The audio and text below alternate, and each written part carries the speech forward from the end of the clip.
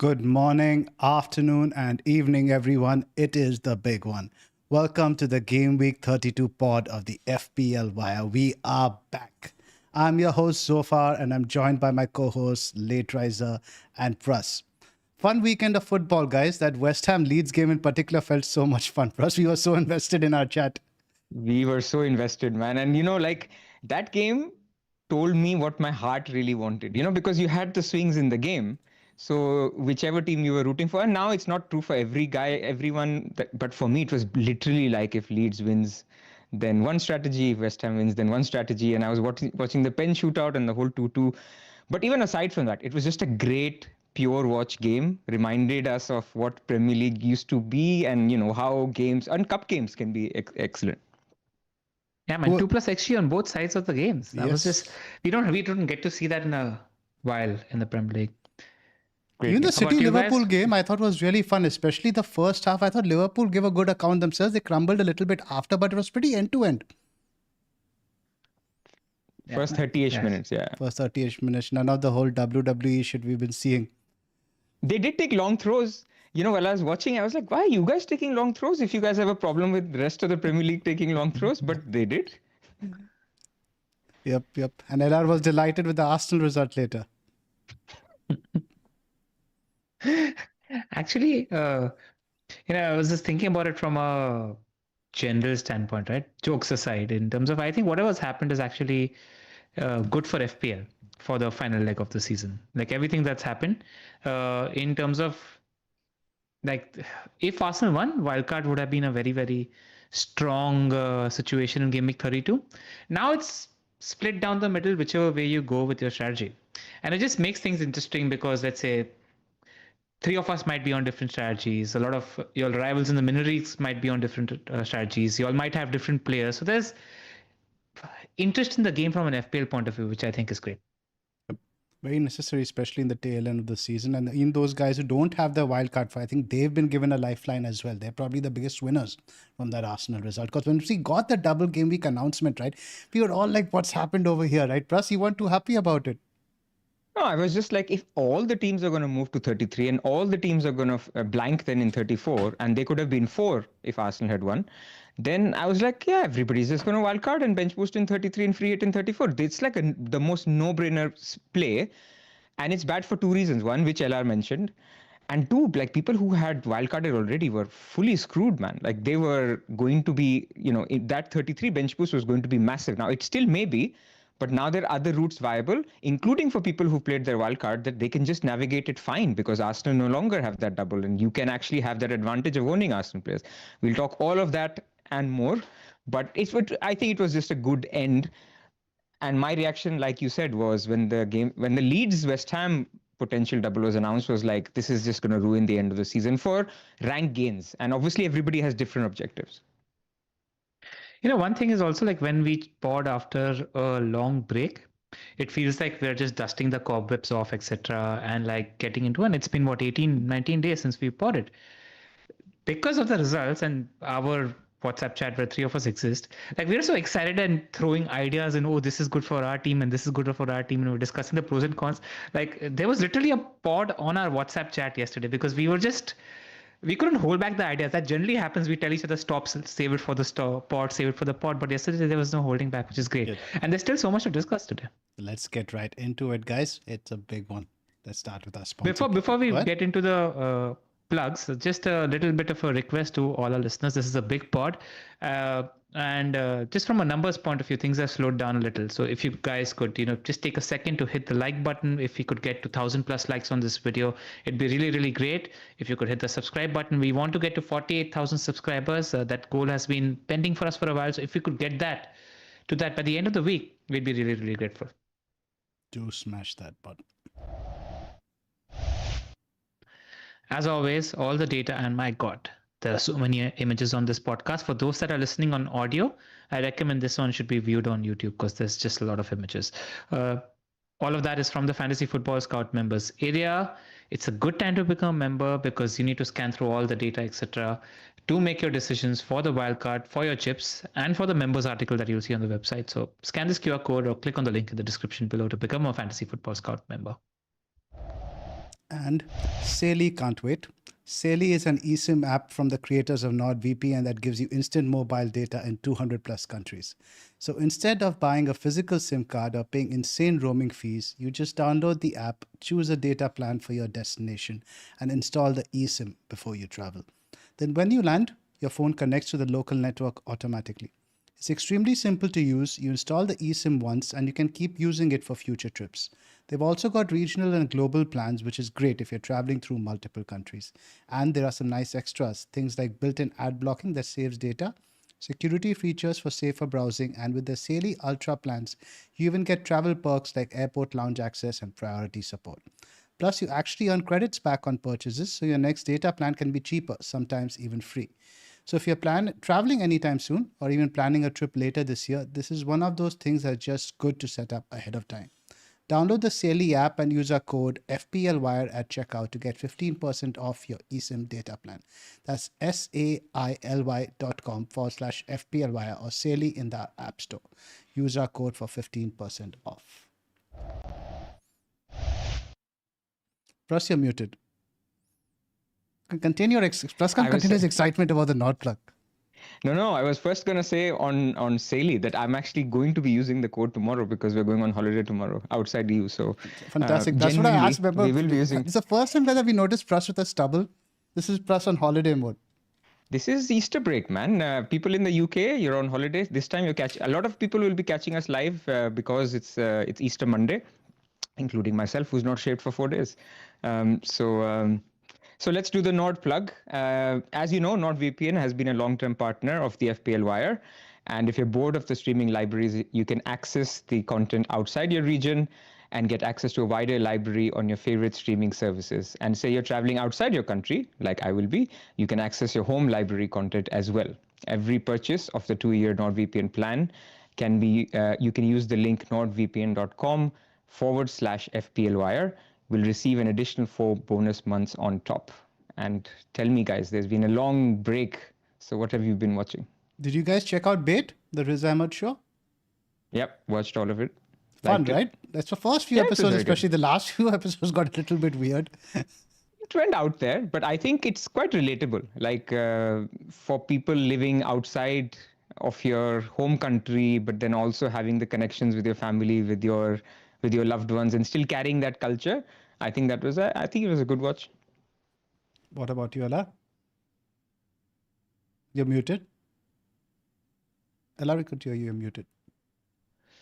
I just want to say, for people that have Project Hail Mary still running in the theaters, I urge you to get out of your house and watch this, if possible, in an IMAX screen. After a long time, you went to the cinemas and felt satiated and satisfied with what you saw, in terms of just a great movie, feel good, ticks all the boxes, leaves you thinking about the movie after. I highly, highly recommend it. Anything else you catch, Pras? What did you... I saw Young Sherlock I watched. What else?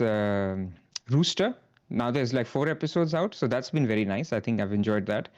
But this is all like we've chatted about these in the past. I don't think there's been anything else. There's another show I think if you want to check out while on holiday called Deadlock. It's an Australian show. Writing is pretty good. It's a murder mystery. Yes, there was a show. I watched another show. It's an old one, like 2 years old. It's called Apple Cider Vinegar. Have you watched it? No. It's only drunk and not watched it. It's on this Australian influencer, Belle Gibson, which is like a true story. So I thought it was quite nice. I like the Australian shows. And go ahead. Zoph, you've been watching the exciting season for CSK on Geo Hotstar. Why don't you tell people about that? I mean, it's funnier than any show we see. His team's performance. Seinfeld, Friends, or anything. It's an absolute comedy show. Yesterday, Zoph owning Tim David against CSK, but owns Tim David in draft was a funny chat. Yeah, absolutely. Yeah. It's like that Wario meme, right? At what I have won, but at what cost? At what cost? We should tell the listeners we are playing this draft in FPL, which is in IPL, which is pretty cool. Pretty cool scoring, and it's amongst friends we've made across the FPL community. And the 3 Wire boys are sitting in the top 4 out of a 16-17 man strong league. So good start for us. Indeed. Good start. And my boy Bartlett has taken 2 wickets already. So Could start today as well. Let's get back to Nord and FPL. So Nord also has an efficient anti-malware and anti-spyware protection. It highlights any attack and deletes it before it makes a mess of your computer. Grab the exclusive NordVPN deal by going to nordvpn.com/FPLwire. It's completely risk-free with Nord's 30-day money-back guarantee. Sign up using the link that you'll see in the description in the video. Okay, so let's get started. The agenda today. The fixture schedule is pretty clear now after the FA Cup results. We'll get into that. And then should we wildcard? Wildcard 32 versus wildcard 33, which is something interesting that you proposed yesterday, Pras. I quite like that. Wildcard 35, discussing the wildcard picks from each team.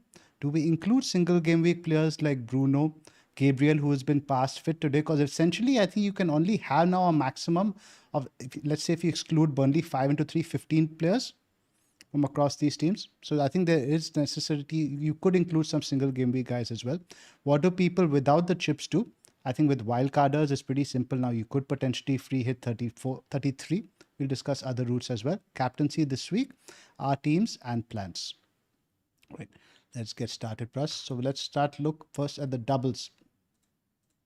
Yeah, look, the doubles are nice. And some people will look at it and say, actually, Leeds, Bournemouth are pretty decent teams, right? As the two additional teams that we were expecting. Of course, Arsenal is not in there anymore.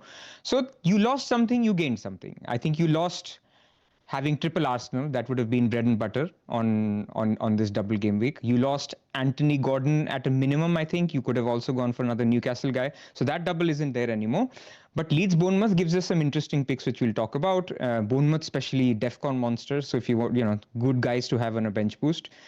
And apart from that, I'm not counting Burnley, but Man City are in form. Chelsea are scoring goals. Brighton are defensively looking good. So it's not as bad. I think people are over hating on this double 33 bench boost. It's not about that. It's the quirk that these very teams have not so ideal fixtures in game week 32 that is putting people off more than actually the double in game week 33 itself. So that was the takeaway. I think in terms of landscape, people know that these are the 6 teams that double in 33 and these exact teams will now blank in 34. The only other thing I would say is what we now know is pretty much certainly the Man City Crystal Palace will go in game week 36. There's really no other place. It can go in 37 as well, but why would they delay it? So it's a completely free midweek 36. That's where it should go. So as you're planning, you should almost assume that 95% chance that it falls in game week 36, which is good news for people with triple captaincy. Also good news for people who are looking to play a delayed bench boost in game week 36 or any other week, that you have another double to target. That's all I'll say, I guess. Elad, any initial thoughts? No, I mean, it's, earlier I was like, oh, damn, I lost out on some really juicy Arsenal and Newcastle picks if I was to wildcard in 32. But Pras was bang on when he cited that, everybody would pretty much have the same teams. There would be 1 or 2 or 3 players plus minus. Now there's just a lot of differentiation in FPL, and then whichever strategy you go for, you just have to go back yourself to find a couple of explosive fixtures and a couple of explosive players that might or might not gain you advantage over the competition. And I think that's just made FPL fun at the moment. I think there's good opportunities on both sides. And something that actually Baker said in the chat, it will be swingy one way or another. But we shouldn't, and I genuinely think it's right now so close in terms of whichever strategy you go for, that once the cookie crumbles around 36, 37, there shouldn't be any posturing in hindsight in terms of strategy A was much better than strategy B. Like right now, when we're weighing things up, it's so close in terms of which way we want to go as well. So, I think it's just made FPL fun. And, I think there's a little bit of a feel in terms of based on your team where you want to go, based on your rivals where you want to go, based on your rank where you want to go for it and then back your picks, whichever way you want to go. It's interesting you guys say that because I think in terms of wildcard 32, if you're on a different strategy, of course, the teams would look different. But let's say a wildcard 32 teams, let's go team by team. I think Man City, the top 3 picks, as we saw the FA Cup weekend, are still Semenyo, O'Reilly, and Haaland. So those 3 picks are still pretty common. With Chelsea, Joao Pedro, and Palmer, you have to say pretty much pick themselves. With Brighton, Van Heck, and to an extent maybe Verbruggen just because of the value and fixtures offer. So that's 7 players. That's at least pretty common. With Leeds, Stack has maybe be injured now. That takes him out of the equation. At least Calvert-Lewin, I think he'll be there in most drafts. It could be debatable between him and Welbeck. And 1 defender, let's say 9. And with Bournemouth, you're getting your Tavernier and at least one of the DEFCON beasts, Nessie or Hill. So still going to be 10 or 11 common, right? I think that's next 4 is And probably add Bruno as well. if you want to keep Bruno as well. The thing is, now instead of 90% of the FPL ecosystem having 10 to 11 common players, 50% of them have it, where others are going for different strategies, which is what I'm citing towards. Not that wildcarders will have not similar teams, and I do think there's scope for genuine differentiation with 5 to 6, 7 picks. But outside of that, different chip strategies will have different players. And 5, 6 players is pretty significant in the FPL ecosystem at the moment. Whichever game week you're in, most people have about 7, 8, 9 players similar anyway. Engaged managers. So we just dive into the strategy discussion. Just to say, this graphic is from Harry, who's in the chat. I just thought we'll shout him out as well. Yeah, Harry needs our publicity, man. Harry doesn't have enough followers. Right. I'll enlarge this for you guys. So I'll just make it larger, guys, so you guys can take a screenshot on your phone for once to save it for later. Then you guys probably easier to minimize it after. There you go. Take a screenshot if you need to. Now I'll reduce it to normal size. Right. Let's start first up with the most popular one, guys. That's Wildcard 32, Bench Boost 33, and Free Hit 34. Now, primarily the pros which we mentioned over here, Brighton and Man City have a good entry point.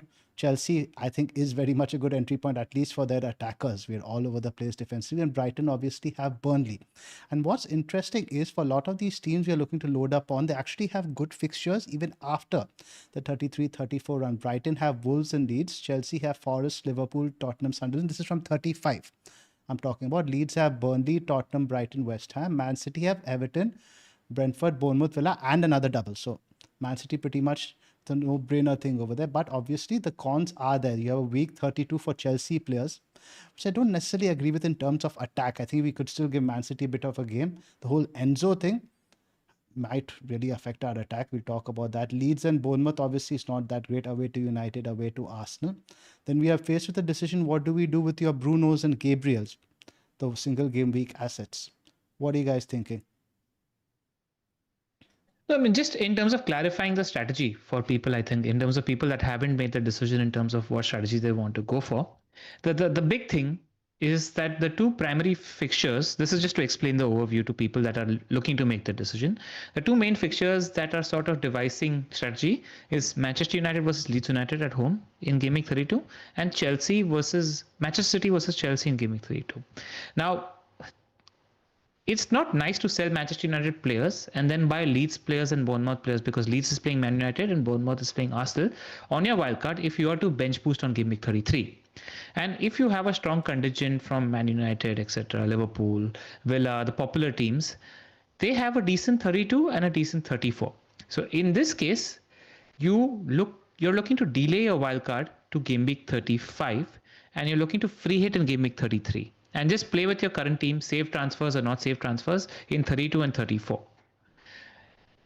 And the last strategy, which actually Zoph spoke about, which is an alternate strategy, which Pras initiated the idea for, was a wildcard 33. Why? Because on paper, the Man United and Liverpool and the popular teams have good fixtures. Brentford. Much stronger fixtures And in Arsenal. Game Week. Brentford and Arsenal. And Arsenal have good fixtures in Game Week 32. 34 is not as strong as it is in 32. So what you could do is, because your wildcard in 33 and your free hit in 33 is going to look very, very similar because you're going to act after information that you get in 32. You can look to free hit in wildcard in 33, free hit in 34 because the players that are doubling in 33 are blanking in 34. That's the base logic why people are looking to use that chip strategy. And why is 35 a big possibility for bench boosting 30 for your wildcard 33 instead of 36 is what you need to do is look at the fixture ticker and the teams that are doubling or the teams that are going to feature on your wildcard in 33. You need to look at their fixtures in Game Week 35. And which are the popular teams that you're going to have on wildcard 33? Let's talk about the doublers. Bournemouth have Crystal Palace at home in Game Week 35. Brighton have Newcastle away, slightly tough fixture. Leeds United, which is going to be a significant portion of your bench boost if you're looking for the strategy. They have Burnley in Game Week 35 at home. Manchester City, they have Everton away in Game Week 35. So there's a lot of decent mapping of Game Week 33 and 35 if you're looking to bench boost in 35. So that's the alternate hipster strategy, if you may call it, outside of the two popular strategies. This is just the base case logic behind the three strategies. And also On a the big third part, one, go ahead, Go on, Pras. Zoph. I was just mentioning you that in go the for it. third one, you can retain your Arsenal guys. You can retain, let's say, a Rice, Rhea, Gabriel, and even a Bruno, and set you up further for 35. That's a big appeal of that for me, because I just don't feel comfortable landing up in 35 without any Arsenal and having to commit transfers for that. And if you're bench boosting in 35, Arsenal have Fulham at home and Man United have Liverpool at home as well. So if you bench your Arsenal players or choose to not play them and play the doublers on your 33 wildcard, you can bench boost them in 35. Exactly, because that way you can bench, let's say, Rhea and Gabriel, and let's play Dalo. The whole Dalo-Rhea combination works quite well towards a bench boost in 35. Exactly. Now we can go into a little bit of each bracket, but this is just, I just wanted to outline the rationing behind the three strategies first. Where are you guys leaning? Let's just start with that question. LR, I know you are pretty much leaning towards wildcard 32 now, and what are your reasons behind it? So I'm leaning towards wildcard 32 because, firstly, one of the biggest reasons is I have my triple captaincy chip pending. That means that I want to not use a chip in game week 36 because I want to use the triple captaincy chip in game week 36 where it looks like Haaland might have, or Semenyo or O'Reilly, because if I want to differentiate at that point, I might have a strong double game week in game week 36. The other thing is, yes, what am I taking on by wildcarding in game week 32? What are my compromises? I want to compromise, I'm betting against Arsenal. So I have to find and look for clean sheets that might appear game week 34, 35 onwards. Now my thinking behind that is, one big player that I'm taking on is Rhea. I'm okay taking on Rhea for an Arsenal player because everybody that's wildcarding in 35 is looking at the spot for Rhea. Second thing is I'm looking at taking on an Arsenal attacker. Let's face it, no Arsenal attackers are great. You can take them on with attackers from other teams, etc. And I'm taking on Gabriel. I may or may not decide to take on Gabriel. By the way, the news is that he's training today. But the fact is he's not scored for a while. There are other cheaper defenders that have DEFCON, but it's scary taking on Arsenal double defense if you're not able to find those clean sheets. And the premise for a poor game week 32 is I think actually City is a strong fixture. City has a strong fixture in game week 32 where I think the game against Chelsea, how I see the game, there's a decent chance it could be sort of a basketball-y 2-all 3-2 sort of game, just based on how the teams are functioning and how their defenses have been in the recent past. Being a United fan, I am not fully confident of us scoring 2+ goals against Leeds United, because you want to think about the games that we've had against Everton, the games that we have against West Ham, and no doubt in my head, Farka is going to set up with a 3 at the back and look to set up a deep block. Generally, it's not the best kind of fixture for Manchester United. So I'm wondering, can I take this on to optimize and get in 3 doublers extra in 33 and a potential 36? I think I can. And I do like that one fact is that none of the teams are close to being on the beach. City have nothing but the FA Cup to play for and the league to play for. Chelsea are going to be in it right till the end. They're out of Europe. Leeds are in a relegation battle. Brighton are fighting for Europe. And in general, I like all these teams for attack. The flakiest part of a wildcard 32 is defense. Outside of Nico O'Reilly, there isn't a strong pick. You're looking to pick Bournemouth players, and us Bournemouth defenders have been the jammiest people on earth for the last 10 game weeks. We don't deserve... We just got our own goal, so let's now it's balanced. Okay, yeah. But in general, yes, Brighton's defensive numbers have been good, but backing a Brighton defense, backing a Leeds defense, Bournemouth defense is flaky. And you're doing that against Arsenal defenders. How I'm trying to console myself is you're backing Leeds United in the relegation battle. And Daniel Farka said that, yeah, we can't compete talent-wise against these players. We have to set up and grind out results. And I'm hoping we fluke a clean sheet or two as these Leeds United owners. But there's enough in attack. I think there's enough upside in going for City attackers against Chelsea, and there's enough upside in going for Brighton attackers against Burnley, and hope that they counteract the damage done by United attackers. And then 35 onwards, it's not much of a difference because all these teams have decent fixtures, or at least 2-3 targetable fixtures. So that's why I am looking to wildcard in 32, because I think I'll back my picks, because I have primarily I have a triple captaincy chip to play in 36. I don't have as strong a team as you guys, let's say, in 32 and 34. So that's why I'm looking to wildcard in 32. But in general, guys, just tell me, I think we are potentially overplaying the bench boost chip a little bit. Now, let's say today, if the bench boost chip wasn't a factor, LR, would you not much rather wildcard in 33? Yes. So, and what are we looking to bench boost? Like, for example, now let's say I built a wildcard 32 draft. My bench boost will likely include at least two single game weekers, Bruno and Gabriel, and likely it'll be Verbruggen and let's say a Van Heck. Just hypothetically speaking, the picks can be different when you're looking at Brighton, who have a fixture of Tottenham away, Chelsea at home, which is not that great in terms of clean sheet fixtures. So are we overvaluing? But it's great in terms of attack. It's great in terms of attack, but I'm not just valuing that. But I'm talking about in terms of the bench boost chip. How much should that be playing into our wildcard decision? Plus, now is optimizing the bench boost the priority over here? Can I? Sure. Can I go here? Of course.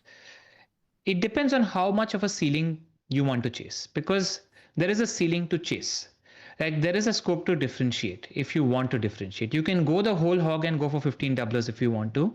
And the funny part of this entire thing is both the wildcarders in 32 and the wildcarders in 35 really want City to win against Arsenal. Because what happens is if Arsenal beats City in that game week 33, Arsenal defense becomes weaker on a wildcard in 35 if they're in Europe and if the league is almost done. And City assets become weaker in 35 for the double. So it affects wildcarders in 35 who might load up on City because minutes become difficult to predict for everybody. And Arsenal don't become as strong a proposition if the league is done by around that time. Outside of that, if I'm taking on, let's say, most of the popular picks, if I'm taking on Gabriel, etc., I'm thinking of going with 3 doublers plus Munoz, for example. Crystal Palace, if you're thinking about balance, you can either go for an Arsenal defender or Munoz because you need to get the other defender in a transfer in 35/36 anyway. So I am playing the semi-bluff where if Arsenal do beat City, I might see if I don't need to bring on an Arsenal defender in 35. But it's pretty likely that Palace have a double game week in the future, and I might want somebody like Munoz in the future who has a much better fixture than an Arsenal defender in game week 35, in 33, which is West Ham at home. So if you're looking at 3 doublers plus Munoz, and if you're wanting to chase the ceiling, there is a differential ceiling to chase. But if you want to play safe, it doesn't look the best. Right, but that's what I'm thinking. I'm not thinking there are 15 exactly good double game week picks out there. For example, you have to buy a Chelsea defender. Things like that, I'm just not very optimistic on in that sense. So I think, for example, a Bruno away to Chelsea could outscore a Chelsea defender over 2 doubles. So I'm not necessarily too fixated on getting 15 doublers in that sense. And also I like the idea of what you're mentioning of a Palace guy, because even somebody like a Sar, I wouldn't mind benching. Let's say something like even game week 33, or maybe even bench boosting a Sar, because you're getting a Sar and Munoz in place for the future, right? So there's a lot of things you have to take in account in that sense in terms of future planning. Russ, what are your thoughts in general right now in terms of strategy? Where are you at? I mean, look, the thing is that LR has said a lot of pros for 32, but my issue is that if you're going to have too many single game weekers in your bench boost and you're wildcarding 2 bench boost, then if you're going to bench boost with 2 single game weekers, then any other week is also not too bad, right? So you're ruining your team this week to bench boost with 2 extra double game weekers, which is 2 extra players, by the way, because other people will also bench boost with 4. You have got 6 on your bench. So for 2 extra players, in my view, you are ruining your game week 32 team for 5 players. You're taking on triple Arsenal. You're taking on double single Man United. In some cases, you're taking on Thiago. So when I'm doing that maths, I feel it's something that I can take on. So the first premise is, the most important point that LR said was he's got a triple captaincy chip left. If he didn't have a triple captaincy chip left, then he can bench boost later as well. But for him, he wants to maximize doubles. And to maximize doubles, there's 2 chips that maximize points in doubles, which is bench boost and triple captaincy. Free hit can also, but I think those 2 are much better. Free hit can also help you in a blank. So that is the simple thing, that if you have 4 chips left, don't do this all brainstorming or whatever. For you, free hit 33, wildcard 35, bench boost 36 doesn't make as much sense in my opinion. Simply because then you'll be triple captaining also on a single game week. Like, why? Just do the 32, 33, 34, 36 makes a lot of sense. Or do the third one here. I think the third one is a good, nice hedge for people. because even in the third one, you can triple captain in game week 36. So actually it allows you. So that's the first macro point I want to make. If you have 4 chips, remove the middle column. Second thing is, where are you in rank? What are you trying to achieve? In my view, wildcard 32, 33, 34 will still be the most popular strategy. And this will be proven when we look at the effective ownership when game week 32 launches. For let's take 2 examples who will not be on non-wildcards. Let's take Van Heck, right? So if we look at the Van Heck ownership compared to the Thiago ownership, is that fair? Or actually Thiago could be in some non-wildcarders, but I'm trying to find a player that will be Van Dijk. Nobody's holding Wilson. Van Dijk is a good one if you wanted to do defenders, or if you wanted to do DCL ownership versus Bowen ownership. I think that will be another way. I genuinely feel that all these guys that are not on wildcard 32 will become differentials. I think everybody will be under 50% owned when you get into game week 30. Now imagine the potential for game week 32 if it bangs, right? Man United score 4. Arsenal keep a clean sheet. It can also work both the other way, but I'm trying to give my logic here. So that's just for somebody who's behind. This is the strategy that I think I can take on. Wildcard 32 was very strong had Arsenal doubled. Wildcard 32 was somewhat strong had Arsenal not doubled, but West Ham doubled because West Ham and Everton picks were, according to me, better than Leeds and Bournemouth. But now we've reached a stage where Leeds and Bournemouth are doubling. Arsenal are not doubling. Leeds is one solid pick in stack is injured. Their defender in Rodon is injured. And I'm like, it's a good strategy, but I can take it on. If I was ranked 5K right now, I'd probably just wildcard 32, man. Like, this is not me telling everybody. This is me, myself, knowing myself. Because if I run the models now, and if I put my team into the model, it recommends wildcard 32 by about 2 points or 3 points. And I'm going, okay, if the difference is so small between these two strategies, I will choose the low-owned strategy. Also because, by the way, 6 game weeks ago in my team selection, I said I want to avoid wildcard 32 if I can. So my team right now is quite set up for not wildcarding in 32, and I was open to doing it. I was ready to pull the trigger. But it is also set up very well for 32 and 34 in the sense that if you look at my team in 32, I'm quite happy looking at it. Obviously, famous last words. If I Should look, I bring you it look up at my just for people to visualize it? Let's do that. Why not? This is my team now in game week 32 with 2 more free transfers left and 3.8 million in the bank. So I've got double Arsenal defense, assuming Gabriel is free. Now, this is not a bust team plug, but you know what I mean. Everton at home for Thiago and Tango. Thiago scored a hat-trick against Everton in the previous game this season. Bowen for Wolves. Now, again, I was really keen to get Bowen, but I don't think many wildcards will. Some might do it. Some with 5 free transfers may decide I'll start with Bowen and then move to DCL.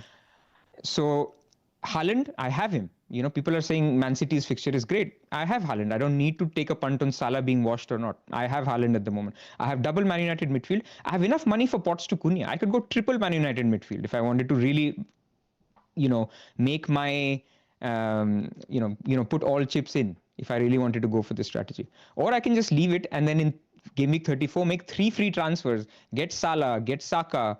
So what I'm trying to say is my team is very well set up for 32 and 34.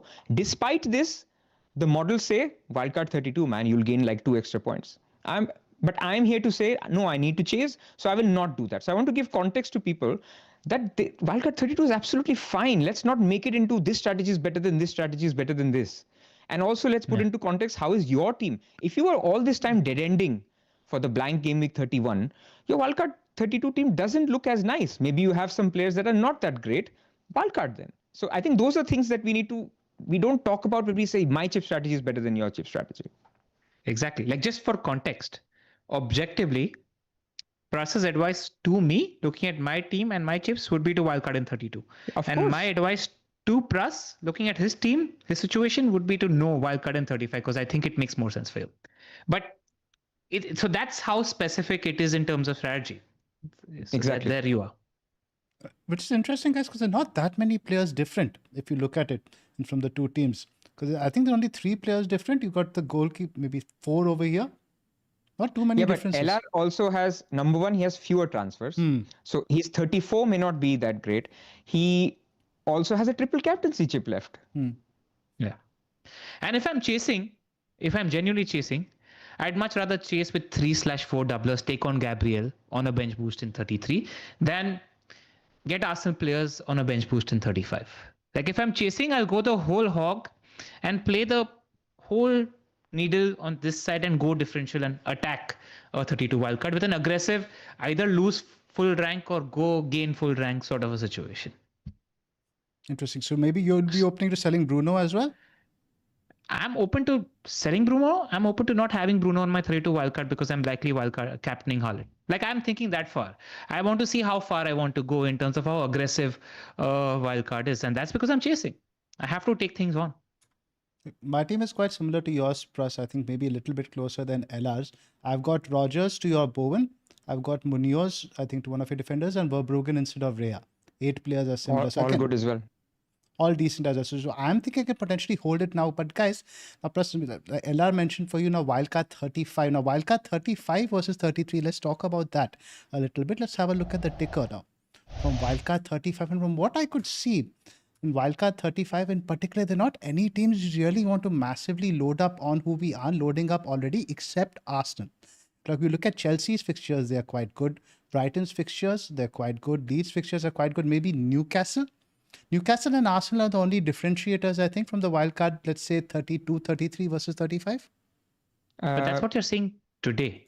Absolutely. Like the key thing is what happens in 32, 33, and 34, which determines what 35 wildcard is going to look like. 3, 4, 5 extra teams might go on the beach, which might make a game against Crystal Palace extremely targetable, for example, right? So that context that the 35 wildcarders will gain will be worth its weight in gold.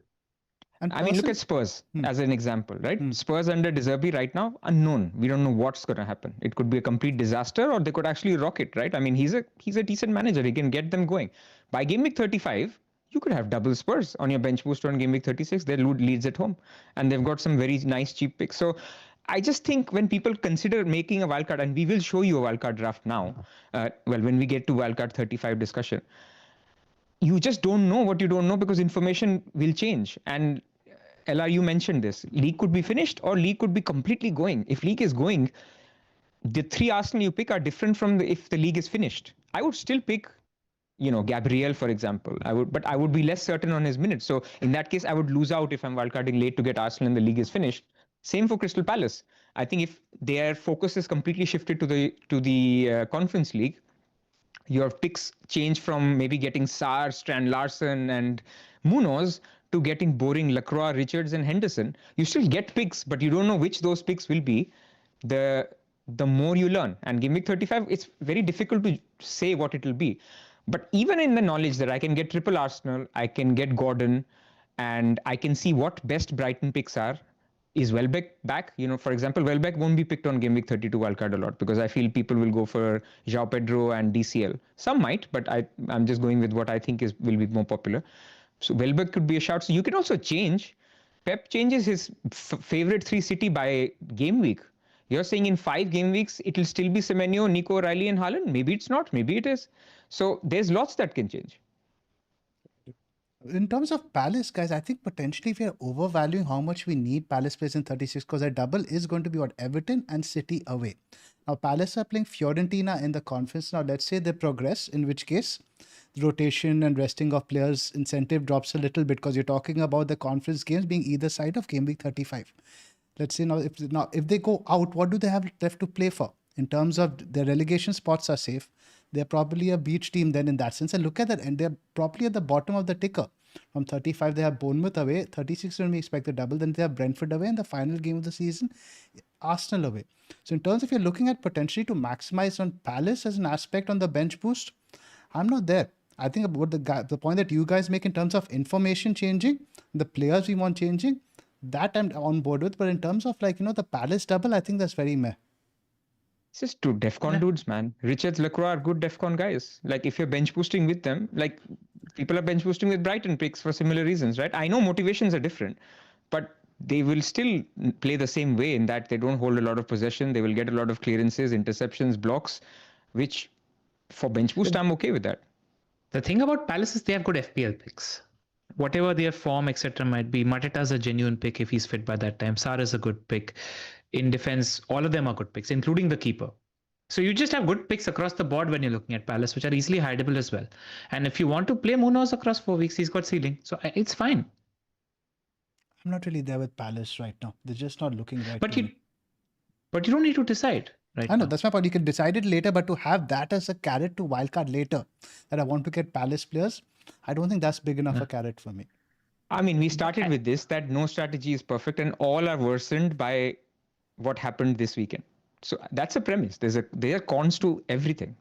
This could completely Game week 35 to 38 is a crapshoot in the sense that because the bottom teams play themselves, Leeds play Burnley, your West Ham play Leeds. So because the bottom teams are playing each other a lot, you're not going to get those big behemoth games. I think the only game is Arsenal Burnley at home, game week 37.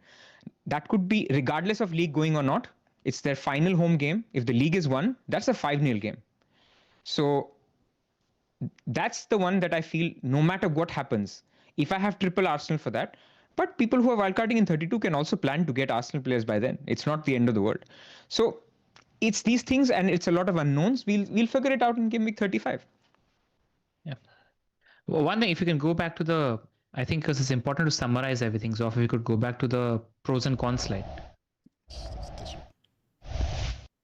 Like on game week 32 wildcard, I do want to mention, I think we should just go by the pros and cons chip strategy wise. We've done enough pros for 32. But like as a 32 wildcarder, I am shitting my pants as well.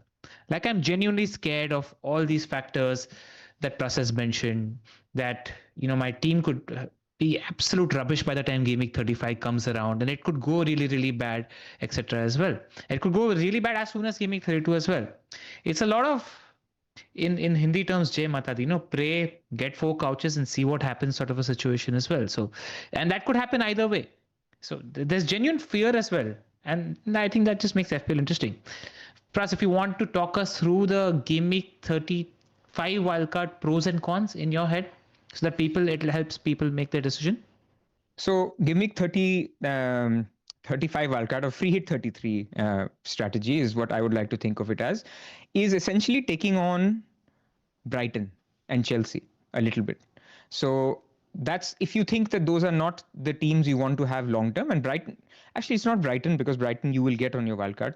Let's just go by the bullet. So if you have a good 32 and 34, and you're not going to get completely decimated in game week 34. I see a lot of people showing their teams in game week 32, but I don't see their game week 34 teams being as strong.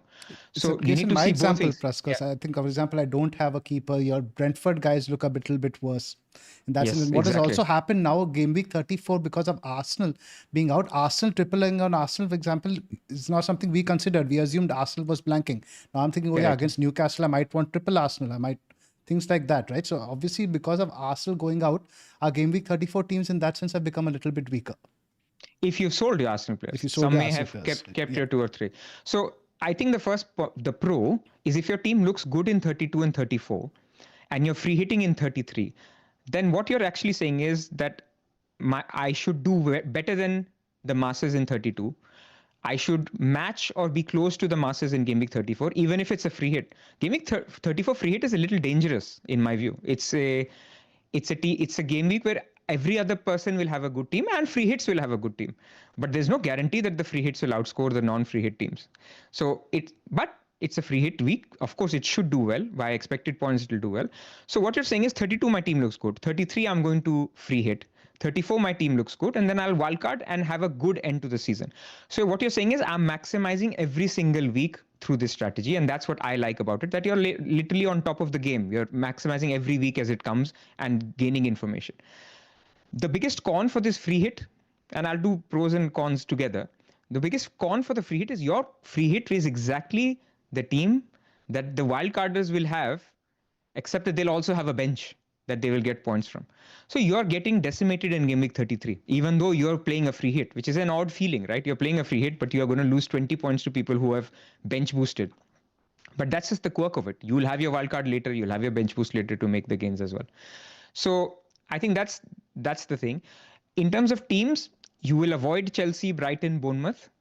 You can get them on your wildcard later if you think that those are still good teams. But for now, you're genuinely taking on Brighton away to Burnley. You're genuinely taking on Chelsea home to Man City. And Chelsea are a good attack. They could score 2 goals against Man City. They could win against Man City. Like, it's not, their attack is never a problem.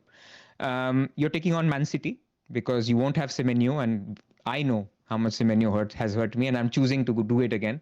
And Bournemouth are a solid team. Of course, in game week 32 they're playing Arsenal, but you're taking them on somewhat because I don't think they will come back in game week 35. So those are the teams you're taking on, and then you're hoping that Man United, which has been a truly type of team. Whenever people trust their picks, they don't do as well, apart from Bruno. So you're putting a lot of faith in Man United in game week 32, 34. You're putting a lot of faith in Liverpool, who don't look as great, or actually I should say who look terrible right now. So you're putting faith in your Van Dijks, on your Eketikas, even though I have sold him, but some people might choose to keep him. So that's I think where we are. And the negatives for Wildcard 32 are the pros for Wildcard 33 essentially. Like, you get to keep your Arsenal. You don't lose value in Gabriel. You get to keep your Bruno and so on and so forth. And the Wildcard 33 strategy, which is sort of the middle ground, is exactly for those kind of people who have a good 32 but a not so good 30-40 and are trying to sort of. So one big thing they gain is when they're picking players from Brighton, Chelsea, Leeds, etc. They get, what is happening is now we are picking. Wildcard 32 was a picking in the blind sort of, where we have a cup with regards to City, where we have information for that team. We have a cup tie from Chelsea, which is why we have a little bit of information from that team. But Brighton is a little blind, and this is after 18 days of football, etc.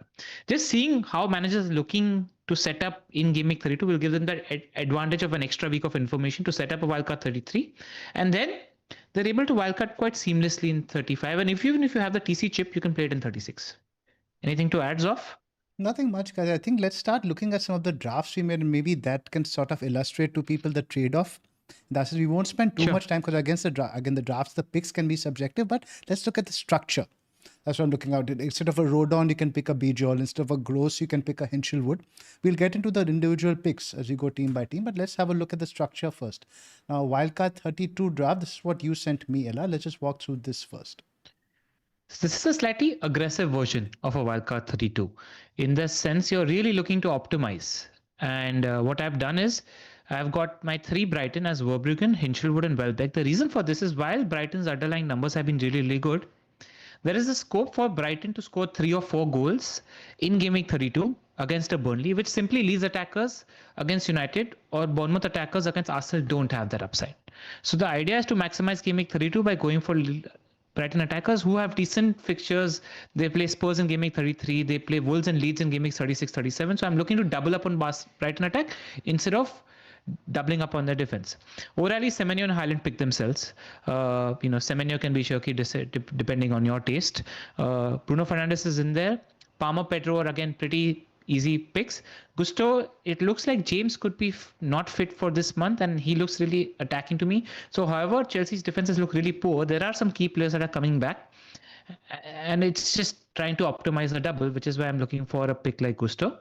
And then from Bournemouth, I've gone for Hill and Tavernier and Bijol and Darlow from Leeds, who I'll be benching in game week 32. This is my first draft. There's 4 days of tinkering and information happening. Even if you want to be more aggressive, and let's say take somebody like Gabriel on, because I think one of Gabriel or let's say Munoz is a decision, because Munoz is a stronger bench boost candidate in game week 32, in game week 33. And you're likely going to want to transfer the other in around 35. Because you'll want Crystal Palace players for the double. So you decide whether you want to start with an Arsenal defender or a Palace defender, but this is largely the structure that you're looking at. Now let's have a look at how this team would look in terms of the bench boost in 33. Likely your bench boost would be Verbruggen, Bijol, Bruno and Gabriel. No, Gabriel would be Munoz and Bruno would be turned into a doubling midfielder. The options are limited, right? Who do you even get as a doubling midfielder? Anybody that's playing 2 games. Like Ryan. It has to be an Enzo. Your 3 Chelsea are taken up, your 3 Brighton are taken up, your 3 City are given up. You have to go for Ryan in that case. You have to go for the Bournemouth guy. You'll have that slot open. Yes. Dude, Bruno is fine. Why would you turn him into Ryan? Because 35 and 36 is Liverpool and Forest. I'll take Bruno on in those weeks. That's a large style. In the sense, he wants to go for the ceiling maximization in that sense. So I get that. So again, in terms of the bench boost, again, what you're looking at, either like Ryan you throw in there, or maybe instead of Gabriel, you have a Munoz in that sense. So I think Gabriel is also perfectly fine in terms of DEFCON away to City. It's still it's the biggest game of the season for both teams. He's the biggest player. He might show up. So I'm fine with keeping Bruno and Gabriel in that sense in a bench boost. So to contemplate this, I've thought of this. This is the morning draft, and there's a little bit of thought evolution that has happened after. Is that I actually like a couple of Brighton mids. So what I could do to optimize this slightly is get DCL instead of Welbeck, because that's a nailed-on penalty taker over 2 weeks, and then I could get 2 Brighton midfielders, because like Gomez or Minte might be better picks than Ryan for that Spurs Chelsea double header, etc. as well. So these are a few permutations and combinations that I'm playing with. So just to cycle this back now, the main again drawback is of course a trade-off in Wildcard 32. This team looks a little bit weaker than your existing team, I would say. By far. So that is of course the biggest trade-off in this case, and of course the main reason you're justifying it is for the bench boost. We throw in Rayan in there, you're getting Verbruggen, Bijol, Rayan on the bench boost. That's pretty much the main justification of going in the 2 weeks. And you're pinning your hopes. I mean, it's worth mentioning that wildcard people that don't wildcard in 32 won't have a Semenyo, won't have a Nico Rally. So you're hoping that City have a good result against Chelsea, and you're hoping that Brighton have a good result against Burnley. Like these are the two hopes if you're going on a wildcard. You need goals. You need the Chelsea City game to be like a 2-2, 3-3, something like that. Exactly, because people won't have a second and third City. So that's also a factor. Right. Now this is a Wildcard 33 draft I've made. Now this is quite similar in the sense I've got the 11 guys who are starting, but I've put in on your bench, let's say, Raya, Bruno, Richards, and Gabriel. Richards is primarily with the later double in mind. And of course, with that, you get the existing team in Wildcard 32. And with now, let's say, see how this wildcard would look with the bench boost. The bench boost for this would be Darlow, Richards, Rayan, and Rodon in that sense. So it's not too bad in terms of the players this week. They're all decent fixtures as such. You get the 2 Leeds guys. Rayan is home to Palace. And if Palace progress in the Europa League, conference rather, they might have their eyes on that. And Richards, of course, decent for DEFCON. Again, the main focus with this is to keep a good team in 32. That is really the biggest caveat. But in terms of the 11, in terms of Wildcard 33, is very similar to most free hit teams. You're basically going against Brighton if you bench boost in 35. And I think their fixtures are a little bit dodgy in the sense Tottenham and Chelsea also, they're good teams who they're playing. I don't think I'll have any Brighton on free hit. So that is the big differentiator. That is a big differentiator. Go ahead, Ila. And one thing is, for people that have the triple captaincy chip, I don't think they can look at wildcard 35 if they have triple captaincy and bench boost left. Why? Because 35 is the best second bench boost option if you're trying to map your wildcard teams with your bench options. And the TC is just a nice chip to play in 36 because 2 home fixtures for Man City. So I feel like you need to pick between wildcard 32 and 33 if you have both bench boost and TC left. Makes sense. Agreed. I just want to say, because I'm seeing in the chat, 2 things. First, we will cover all the super chats. Thank you for those at the end, and we will intertwine them with the strategies. So don't worry. And the second, don't worry about the players right now, right? I mean, we are going to have a section where we'll talk about every single team that is doubling in Game Week 32, and we'll talk about each of those players in detail. So wait for that. This is just to give a strategy type outlook on who are you actually picking if you're going for different weeks. Absolutely. Just to visualize in terms of structure and the trade-offs you're making. Yeah, and then like there is another pod that is happening on Thursday. It's not going to be a team selection, but there's genuinely a second pod which will dive deeper into picks as well on Thursday for those that are on wildcard. Wildcard 35 Pras, this is a draft you had sent me. So I literally made this like you asked, so I just made it. I've not looked at any projections or anything, but it's got, in essence, triple Palace. So Henderson, Lacroix, and Sarr for me are the 3 safe Palace. Like Lacroix could be Richards as well, but for minutes, like they just start, right? So, and you can hide Henderson for this Bournemouth away, and you can play Raya instead. So Raya Henderson will be popular on Wildcard 35. I feel like triple Arsenal will be popular. So Raya, Gabriel, Rice, again the most X minutes safe guys, no matter what happens to the league. If that changes, league is open. Saka could be a great differential, but TBD at the point.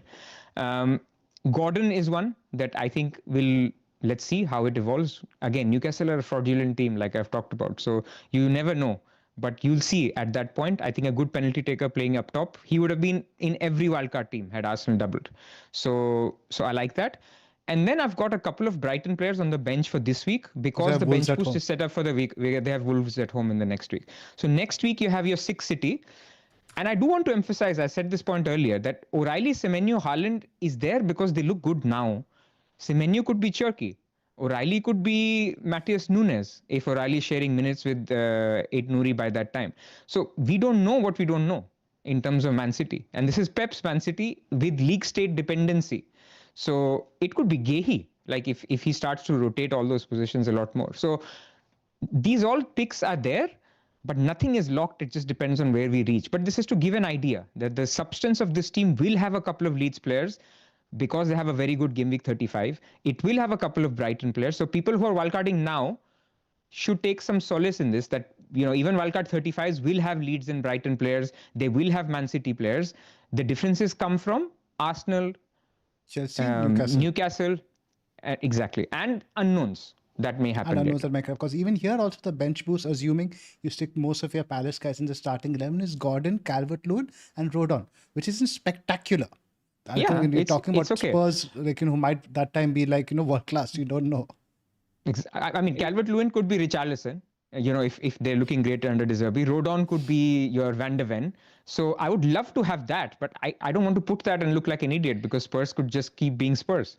Right. You might have an opportunity to get Konsa because I'm just looking at the bench boost options because I just filtered the fixtures by game week. They play Burnley. Aston Villa play Burnley, so you could go with the Rodgers and Watkins if you want to a differential, and Villa will be in the mix.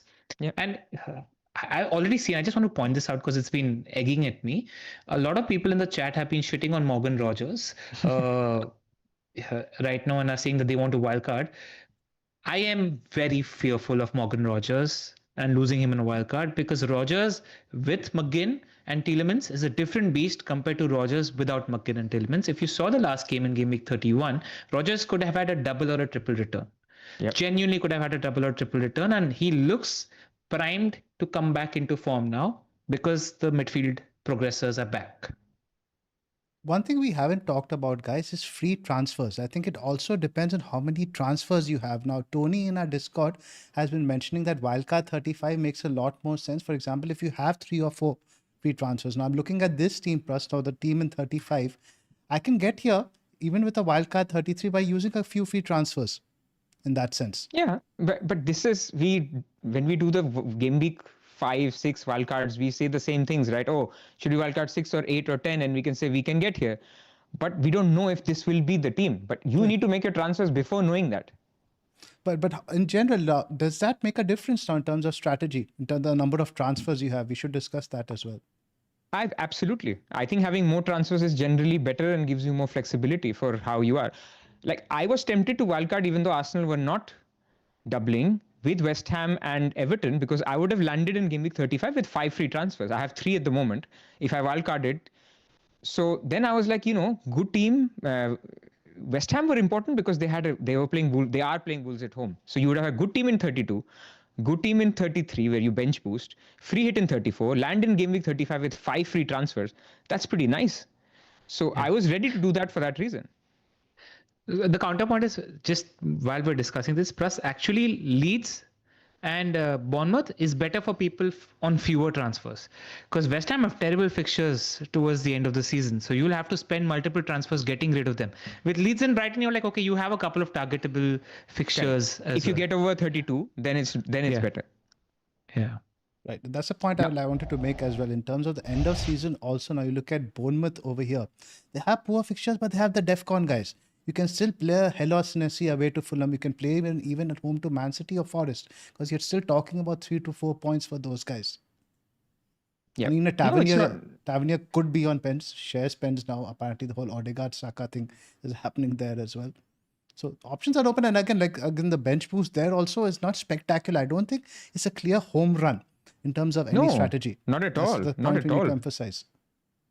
Yeah. I mean, like I said, what was I recommending to wildcard? A lot. So that's like, if you were to even, don't use it as gospel, but even they're saying that what you'll do with wildcarding now is you lose a little bit of points in 32. If luck is not a factor, of course, how we know this works is something will happen. One guy will score a hat trick and then one strategy will look a lot better. So, but if you take out luck, then game week 32 wildcarders will lose a few points in game week 32. Will gain huge points in game week 33, will gain some points in game week 34, and lose some in 35, 36, 37, 38. Some. Because Wildcard should theoretically do better. So, and on the opposite side, wildcard, if you're not wildcarding 32, you should gain some. You should lose a lot in 33, even if you're free hitting. 34, you lose a little bit, and then you try to make your gains in 35 to 38. You're hoping to get lucky if you're going against it, and that's what I'm trying to do. What's happened now in free hit 33, normally the free hit and the bench boost teams would be a little bit different because the money gets spread across the bench. But you don't have the expensive players now. If you had to buy your Arsenal, Newcastle guys, then you could argue, yeah, by having a super cheap bench, I get one extra heavy hitter. That's not happening anymore. That's what's made the differentiator between the free hit and bench boost teams virtually nil. I need to tell you guys, you need to pat yourselves on the back. I think we've genuinely done a really comprehensive job of at least giving the listeners the factors to consider to make the decision. I mean, then now we'll get into the teams, but you have all the factors. Now the decision needs to be yours, whichever way you're going. Absolutely. Yeah, don't go with what your favorite content creator is doing. You have to do the hard work for your own team. Think about it. How does your team look in 32, 34? And can you do the 33 wildcard strategy, which I think is quite neat. So, yeah. I think you really have to take calls also on how you read those games. Now, the pivotal games over here are the Chelsea-Man City game, the Liverpool game to a certain extent as well, because you have to remember the game is sandwiched either side of PSG. Your Harry Wilson's become a lot more attractive. Your Virgil van Dijk's perhaps become a bit less attractive. The Brentford game is also a very big one against Everton. Everton have the second best away defense in the league. Will Tango play? Will Thiago get another hat-trick? Things like that. And like you mentioned, the Rodgers aspect. That has to play into it. So it all depends on your game read on 32. I think, for example, Chelsea will struggle against Man City without Enzo. That's going to be a big factor. I don't see Chelsea doing very well. I see City potentially steamrolling us. I'm very optimistic on the City guys, not so optimistic on Palmer and Joao Pedro in that sense. And then also, if you're setting up a wildcard 32, you need to see how much you need to want to attack that. Now, let's say somebody like Maka was talking about starting with a Bowen and Welbeck and then moving them out to Joao Pedro and Calvert-Lewin in game week 33. So there's a lot of things you can do with in terms of it short-term transfers as well. You can maybe commit a few transfers to getting rid of the guys who have a poor fixture in 32. You have like your Bowen and Welbeck who you may be not expecting to play both games in 33. So there's variety within that as well, depending on the transfers you have. And every week now is like 15% of the remainder of the season. That's the thing. Like it matters that much. I don't understand. Like, if I'm wildcarding 32, I can't pass up that Burnley fixture for Welbeck. Even if I have to commit a transfer to that later, I'm like, if I'm wildcarding now, I need the points now. I can't get those points like, I'll make it up now. I need to attack whatever points are there on the table right now. Yeah. Let's get into team-wise now, I think.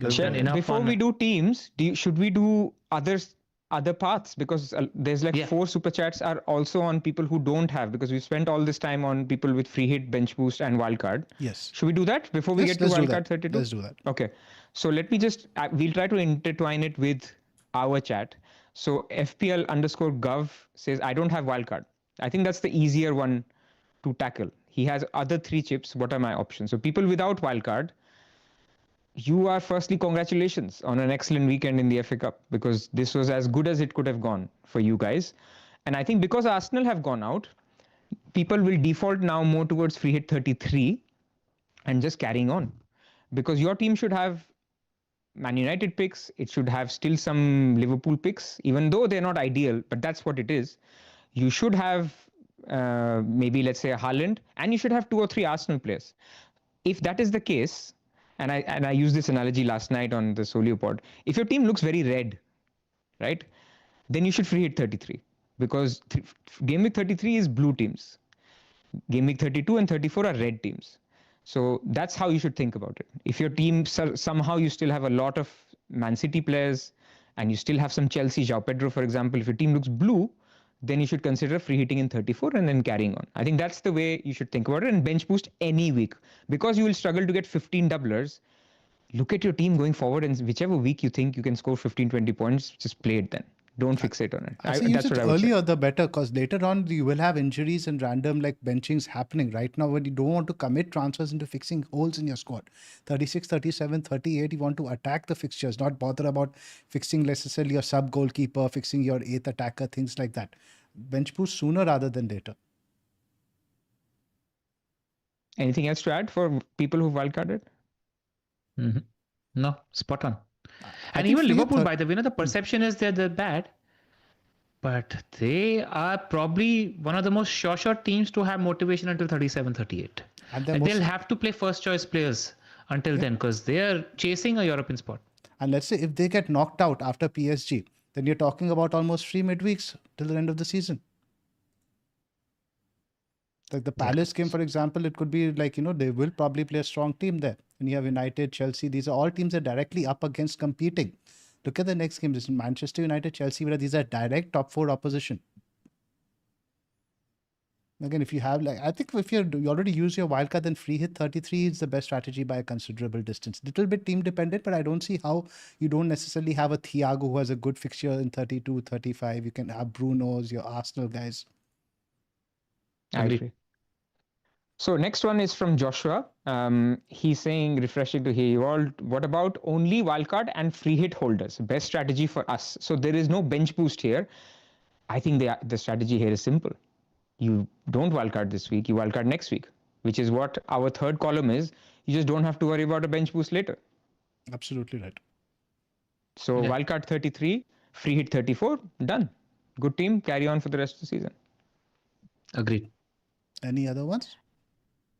So there is another one on I don't have a bench boost or triple captain, so he has free hit and wildcard. So yeah, I think it's the same question. Wildcard 33, free hit 34 is the best play in my opinion. But save your transfers, right? I mean, don't go just because you're wildcarding next week. Don't try to make your team even more perfect in game week 32. Go because you need a few transfers for 35 and beyond. So that's what I would say. 36 to 38 is when you can potentially attack every week. People without a free hit is tough. I don't know what to tell them. That is difficult, yes. In terms of without a free hit, what do you do in terms of navigating? I guess you have to cherry pick your doublers to a certain extent then. I mean, my answer to that is prioritize this week if you have transfers to get City and Brighton players, because those players have good fixtures now and good fixtures in the double and decent fixtures till the end of the season. Then you have to avoid the Leeds of the world and the Bournemouths of the world. Yeah. And hold your United players. I think City have to be the priority, right? Because then you have 2 doubles. Yeah. That's the biggest one for them. Yeah. Like Brighton and City is good attack in 32 and 33. So that's where you go. 33, with Brighton, okay, let's get to the double game week discussion. I will get to the Brighton picks. I think we are a little bit differentiated in terms of our Brighton midfield preferences, Edar. We'll talk about that. First up, let's start with Bournemouth and this lovely visual that Solio have provided us. What you're seeing over here, this is the last 12 games, right, Pras? The minutes played over here and the NPXG data, XA per 90, DEFCON per 90, and the points per start. So very stable team in terms of the defense, what we've seen. Petrovic, Nessie, Truffet, and Hill, they're pretty much playing every game. Jimenez, even if he's not playing at left back, he's often featured on the wing. So the back 4, back 5 is pretty much settled. Evan Nilsson, the thing is a lot of midweek games thrown in over here, right? We've seen Evan Nilsson, Krupi rotate a little bit when they're midweek games, which might be the case again going forward. Apart from that, Tavernier, there's an entire period where he was injured. Apart from that, he's pretty much nailed on to start. Ryan has started pretty much every game. I think in terms of investable assets, I think it's fair to say Bournemouth, you're talking about pretty much the back 4 and the midfield in terms of Ryan and Tav. Agreed. It's a good team in terms of there's this clear picks available in terms of where you want to go. So just pick and move ahead, Petrovic, Hill, Senesi, Tav, and Ryan. And obviously one of Hill, Senesi, and Tav are the top 2 picks. I really like the 2 DEFCON guys in terms of defense. I think what you want in the 33, especially of bench boost, you want predictability. These 2 guys are such DEFCON gods. I think if I was wildcarding or even including on a free hit, I would have both of them over even the Leeds guys. What do you think, Pras? Agreed. Senesi, Hill, Tavernier. Those are the 3 picks. If you want to go different, obviously you can go Ryan. But I wouldn't go Evan Nilsson, for example, not on free hit, not on wildcard, just because minutes, remember it is a midweek, right? 2 games in 5 days. So people who are minutes risks become even bigger minutes risks in double game weeks. So yeah, that's where I'll be. Petrovic, maybe. Go on. Do we have the schedule, by the way, yet? No, I don't think the dates have been penciled in yet. No, but we don't know the turnaround times. The TV will be announced. We'll have them later, by Thursday. The likelihood is Chelsea Leeds will be Chelsea and Leeds. Their games could be Tuesday and Man City could be Wednesday. But that is just tentative. Nothing's been announced. Cool. This is an easy enough team. Because the advantage with Bournemouth, right, they don't have the weekend game. The teams like Chelsea and Leeds, they still have the FA Cup game on the weekend to think about. For Bournemouth, it's going to have a free weekend, so they can afford to play very strong teams in both games. They don't have to worry about an FA Cup Good semi-final. point. Something with Good Leeds, point. again, you might have to think about it with Leeds. Again, we're talking about them being involved in the relegation race, right? So they might even prioritize that in that sense. But they have rotated in the past when they've had some midweek games. There has been some rotation. Calvert-Lewin, in fact, I think has missed one game. We'll talk about Leeds. Calvert-Lewin has missed a couple of midweek games, but I think he's fine. In terms of the data, Also, go ahead. I want to cite this quote because people now think that Tavernier is not on penalties, which isn't true. This was addressed by Andoni Iraola, which is just long story short, is a sort of like a Saka Odegaard decision.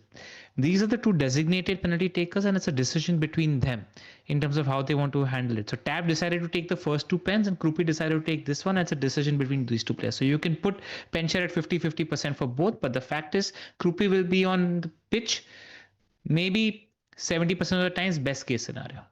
Which makes Tav like 70% pen share, almost. Exactly. Right. And you'd expect him to get the next one because he just gave Krupi the last one. Maybe it's an alternating thing, but that's again guesswork to a certain extent. On Wildcard, Tav is just a non-negotiable pick. Solid penalty taking, attacking midfielder. The data is very strong as well, you see over here. In terms of 367 minutes, 2.85 NPXGI. And that Leeds at home game is the money game, right? You want even Newcastle away plus is a good game, I think, in terms of their attackers. Fair enough. They've been pretty. That will be the dilemma. I can see people. I mean, LR is thinking about it. I can see people going double Bournemouth. Maybe on free hit. Maybe on. Maybe for the. I just the feel punts, the predictability in terms of the defense is a bit higher in terms of their attack.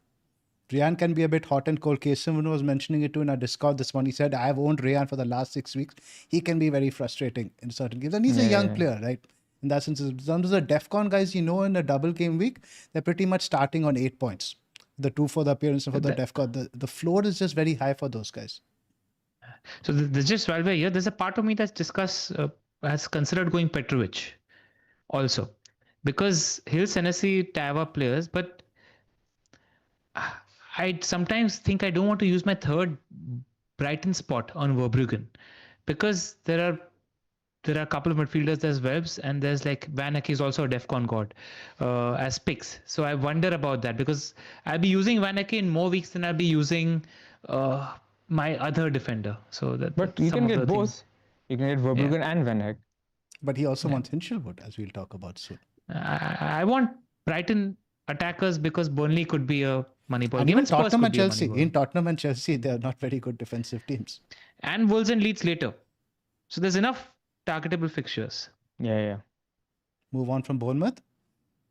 Yeah, Bournemouth are simple, I think. That low. I mean, apart from the left field picks, I think everybody will be on Senesi, Hill and Tavernier. In terms of Leeds, we don't have any news on Rodon yet. He went off with an injury. Stack, I think, is expected to be a little bit worse. Farker mentioned might be some damage to his ligaments.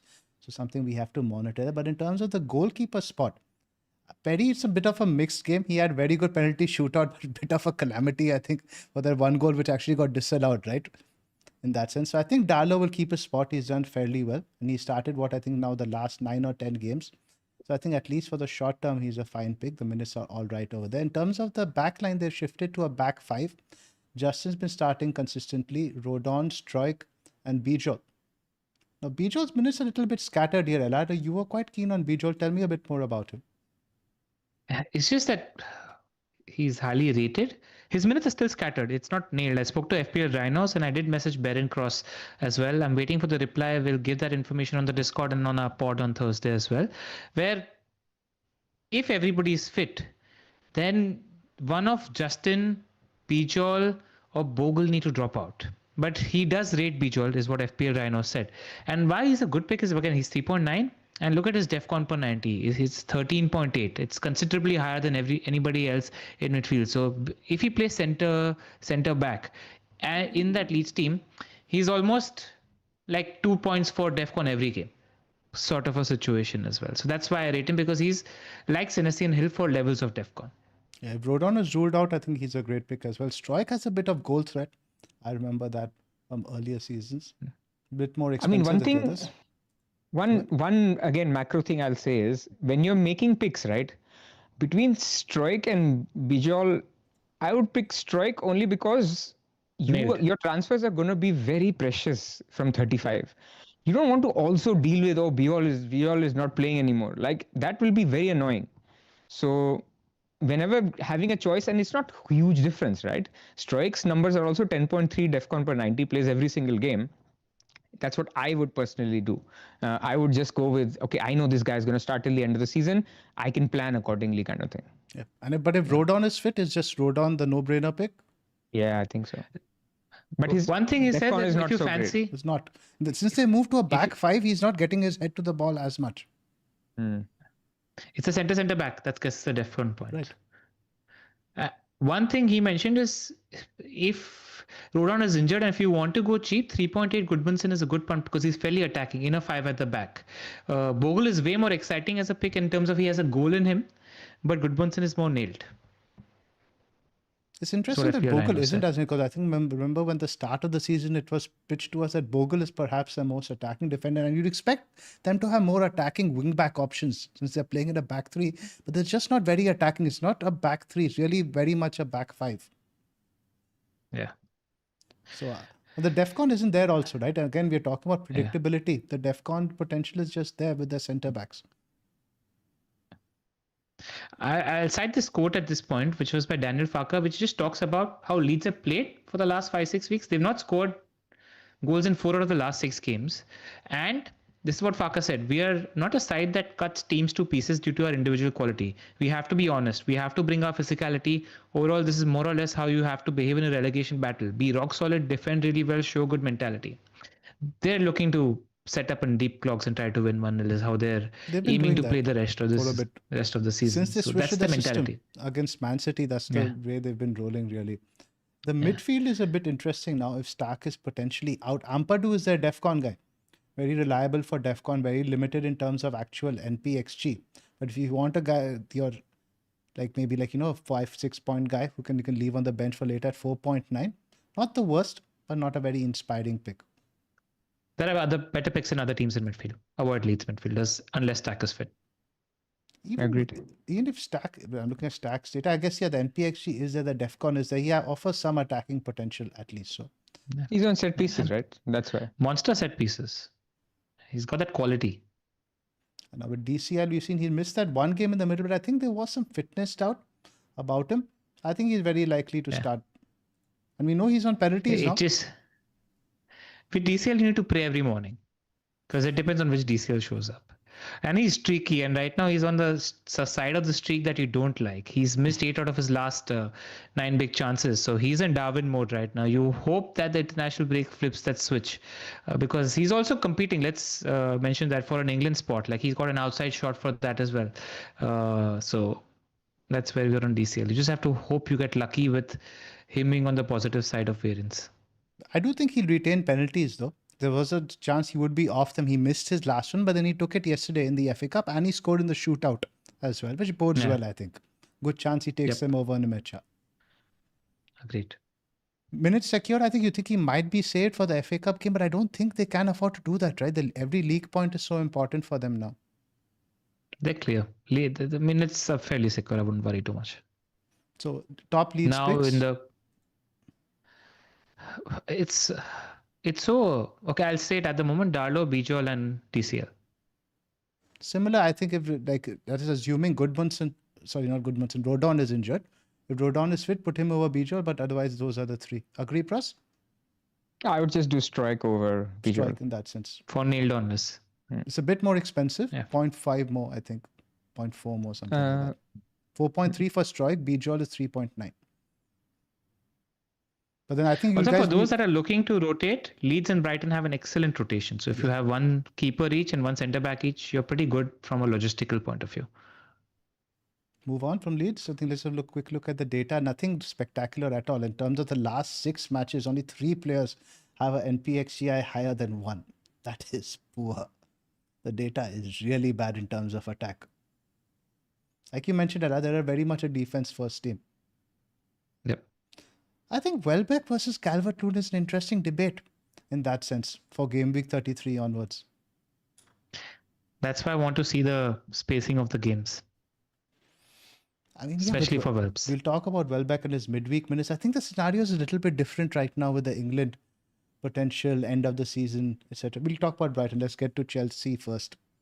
In terms of the defense, man, I would say just avoid the defense entirely. I know you mentioned Gusto as a pick, but I think the defense is an absolute car crash. I wouldn't go touch it anywhere near the Bart. Well, even if they're all 3.8, I'd say just don't get any in your team. But now Enzo obviously can't be really a pick on wildcard 32, maybe on free hit 33, or maybe somebody you can bench on wildcard 32 if you have a bench that affords it. But then you'll probably have to play somebody like a Tavernier in that case, which doesn't really inspire confidence. I don't think you can go for him on wildcard at all. Like, he throws a fit, like doesn't show up for training after you've wildcarded him in, expecting him to play 33, and just becomes like a transfer waiting to happen. It becomes an albatross you're carrying. Although we do expect him to come back to the Chelsea team, but as a pick, you can't really go there. Palmer is the obvious one. Joao Pedro is the other one, but Estevao is obviously not on that list. I'm really hoping he becomes a potential option as something to monitor on game week 32. Now, what do you think about Pedro Neto? He's seen enough minutes. When he's fit, he's playing, he's taking set pieces. Like, that's an outlier punt to go for. I wanted your opinion about that. Now, if Estevao comes into the team, which I really want to, and all Chelsea fans want to, and we've been managing his minutes all season, at whose expense do you think it will be? Enzo or Pedro Neto? Or Enzo could move back to the pivot. Midfield, right? That's what I want. I want Enzo to play in the midfield and not this whole Santos Caicedo thing, what he's been doing. Then you could potentially play Palmer in the 10, Estevao, Neto on either side, and Joao Pedro. That I think is Chelsea's strongest, pretty much like attacking setup, but he's not been doing that as much, Rosenia. And in the double, your games are not, you can't go not with the double pivot. He loves Santos. And who's Chelsea playing again in the double? Manchester United, which is like a huge game. You're not going to play. Look at the games we are playing. The 32 we are playing Man City, 33 we are playing Manchester United, 35 we are playing Liverpool. No, sorry, Forest. Yep. And then 36 we are playing Liverpool away. So the chance of that, like, happening, the double pivot breaking is very low. Even Brighton have always stonked us. Brighton are like what Southampton is to Liverpool. They hate us because we keep taking all their players. It's always one of the biggest games of the season. I don't even think Chelsea's double is that great in that sense. Both teams are pretty good. Yeah. That's why I was like, I'm not sure about the clean, so do I try fluking a goal? So I think there are two picks in defense. Gusto if you're punty. Otherwise, from what I've heard, I spoke to Danny, who came on the Chelsea podcast for us at the start of the season, as well as Carefree Youth. And both did mention that he does have a propensity to like Fofana, who's a little bit of a good pick from a DEFCON point of view. That's about it. But again, man, like Chalobah is coming back, Colville is coming back. You're not just picking for 2 game weeks. Exactly. That's why Gusto is safe, because the news on James is that he's not going to be playing for all of April. He's expected in May, early May. So at least you're going to get the double for a Gusto punt if you go there. Problem with Gusto, though, he himself has had such poor fitness in the past. Again, starting 3 games a week with the FA Cup in mind is a concern, because even here you see James wasn't fit in 30-31 if I recall. Yeah. He still played. But the word is he's the fittest he's been now, Gusto. He's just not a very reliable, robust pick, in my opinion. And the problem with Chelsea, I don't think it's as much personal as the lack of defensive structure under Rosinha. There's no proper strategy in terms of how we defend. There's no cohesion there. Yeah.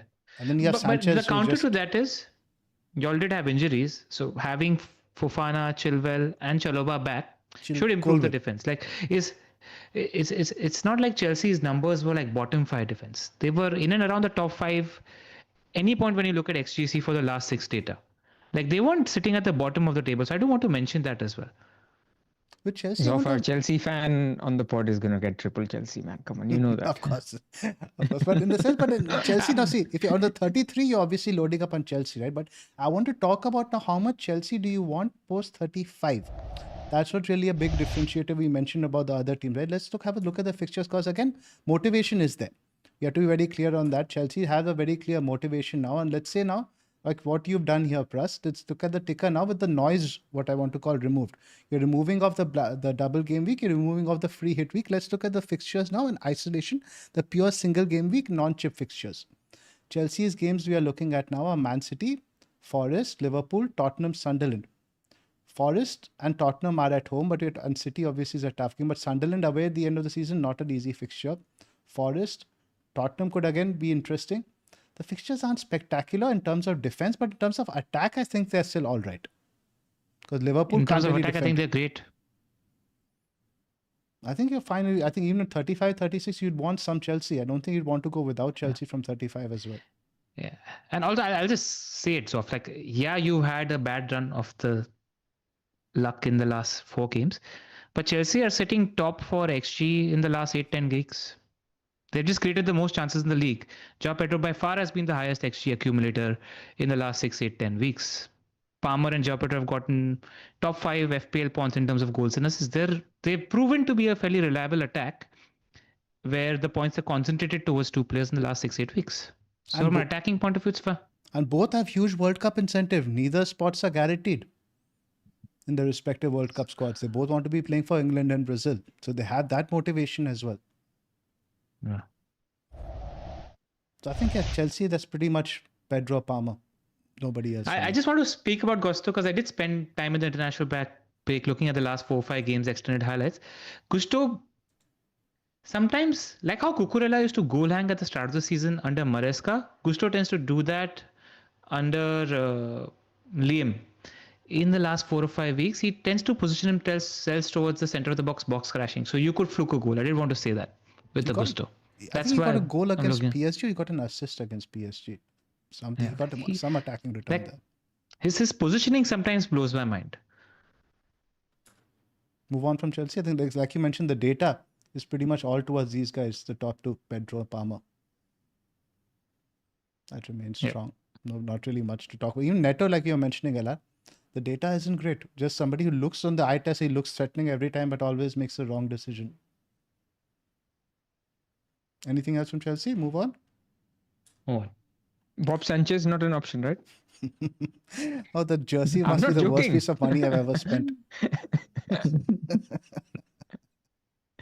Says he when he collected all those Bob Sanchez points when we didn't have all those points, all those balls, 3 or not 4 points. What an ungrateful guy, man. Brighton. Let's look at the minutes over here.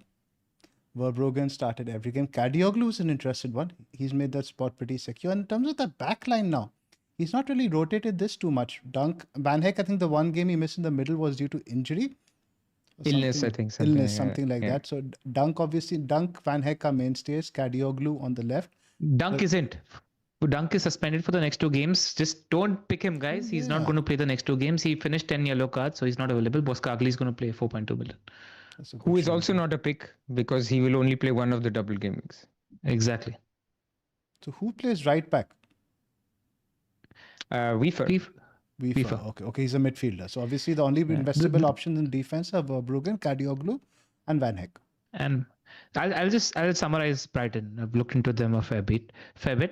Verbruggen nailed on, decent pick, good price. Kadioglu's attacking, but in a flattering to deceive way. You need to get very lucky to fluke a goal from Kadioglu. Van Heck actually is very good on set pieces as well. On an attacking point of view, he also, if you notice, has a banger from outside the box like Van Dijk.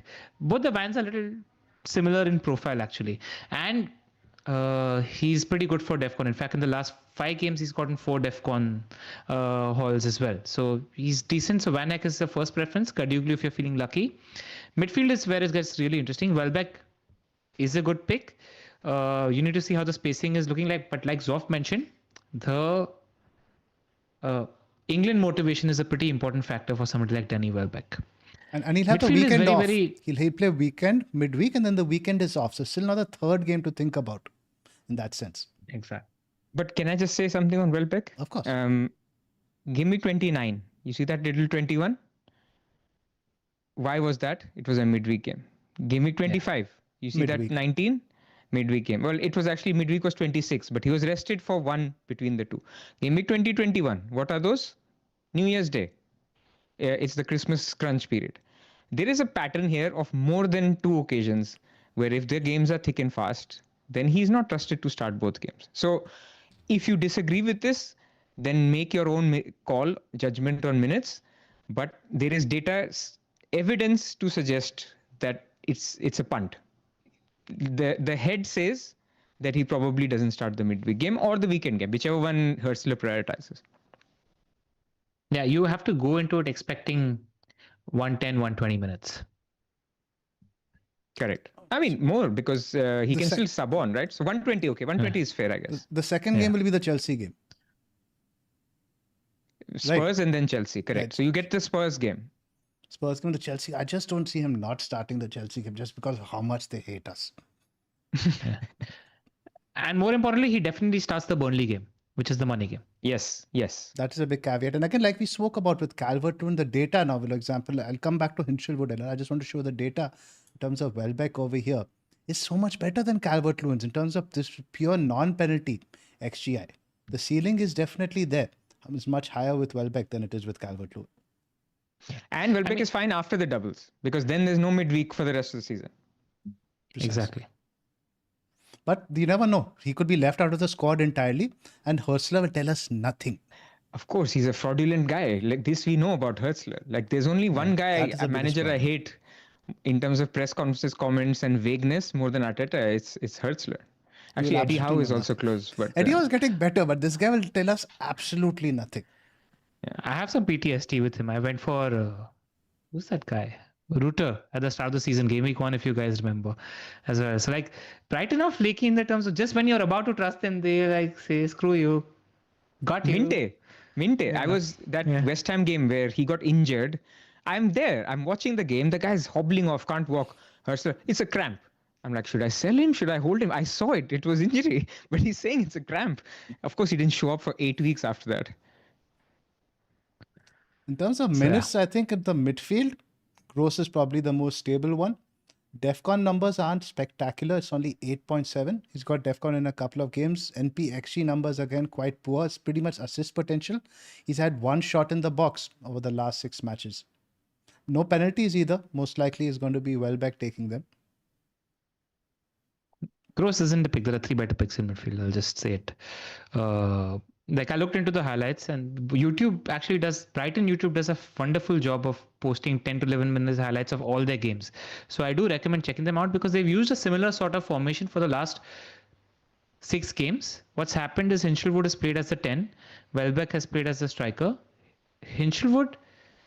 Gomez has played on one wing. Gomez isn't a natural winger in the way a Mitoma or Minte are.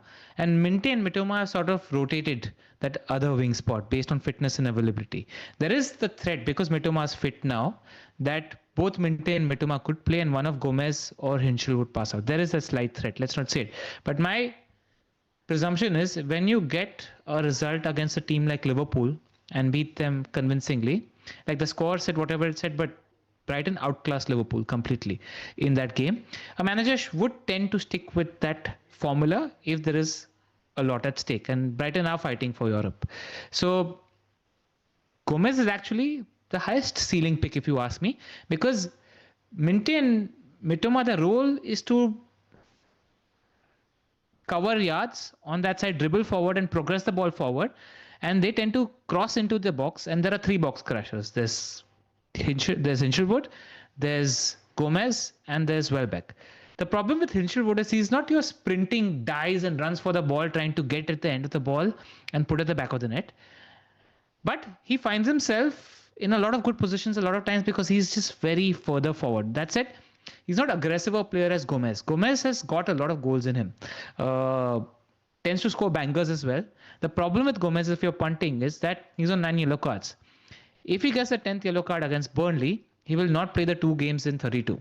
That's it. 33. If you're in a mood to say, screw it, I'll just roll the dice and see what happens. Gomez has the highest ceiling as a pick. After that, I think you go for Hinchelwood. I'm worried about Minte and Mitoma's competition for minutes. Yep. For Hinchelwood, right? The tricky wingers, I think, will pretty much no-go in the sense of the minutes are very hard to predict, your Mitoma and Minte. Gross Pras is someone very high on the analytic models I've seen. I don't like it. Like he's not defconning, he's not on penalties.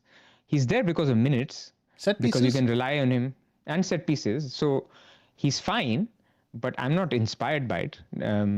I think if people are looking for a fifth midfield spot, I mean, let's think about it rolling back, right? People will have Palmer, Tavernier, Semenyo, Bruno. The fifth mid is where I think everybody would have gone stack had he not been injured. So now fifth midfielder becomes a little bit of an open position on where you want to go. You can go Ryan, you can go Gross, you can go Hinchelwood, you can go Mitoma. Gomez. You can also go Gomez. You can even go as Sar. I think you can. Sar has decent fixtures. He has Newcastle at home, West Ham at home, 32-33, and I'll keep him for later. Yeah. So he's there. He's fine. But he's only there because he's playing 2 games and he could get 5 points out of it or 8 points out of it. Pretty much.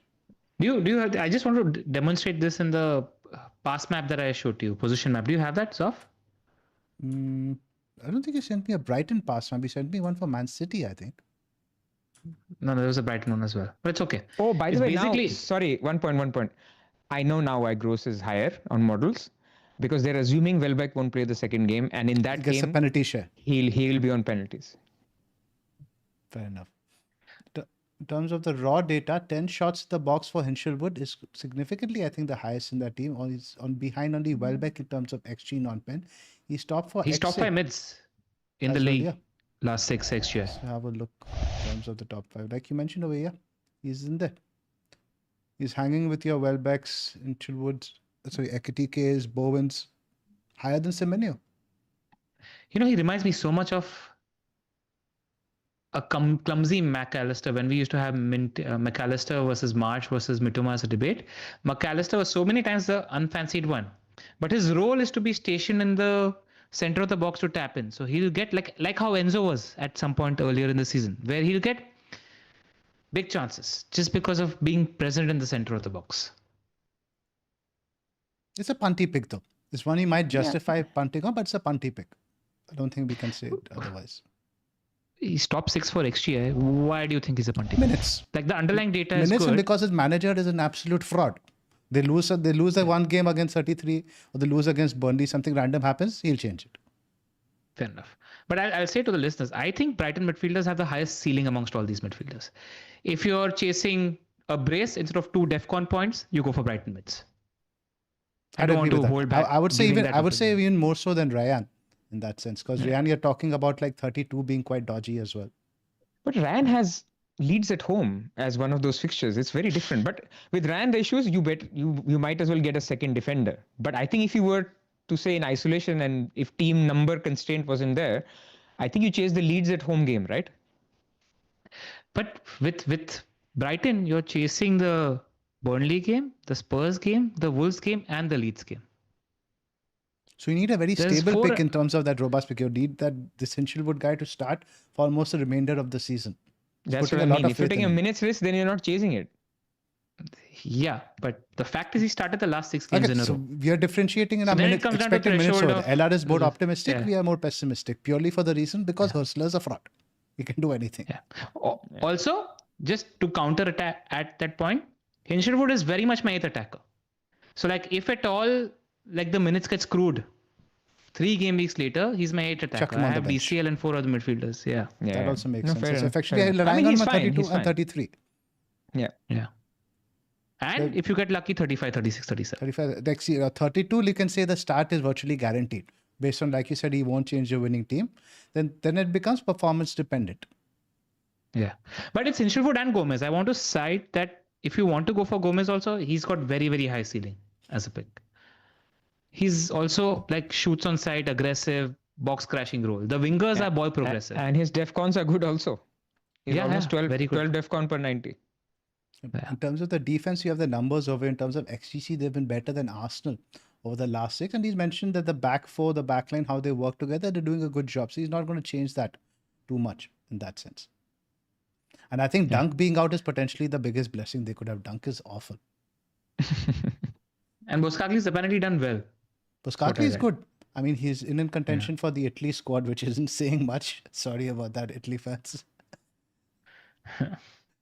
Man City, the last one. It's interesting. Now, more than this, Ella, let's talk about the lineups, what we've seen recently in the last 2 games, right? I don't think we can read too much into the sample size of, let's say, 5 to 6 games prior. Let's talk about the lineups he's played now in the last 2 games. You had sent me this over here. It's not changed too much. I think he's found a settled front six. Go ahead. One change by compulsion because Gehi wasn't eligible to play the Carabao Cup final. Yes. Otherwise, you see pretty much it's a stable team now. 10 on 10 players are the same. That's Ake who's coming for Gehi in this one, right? That's it. All the other players are the same. Diaz was injured.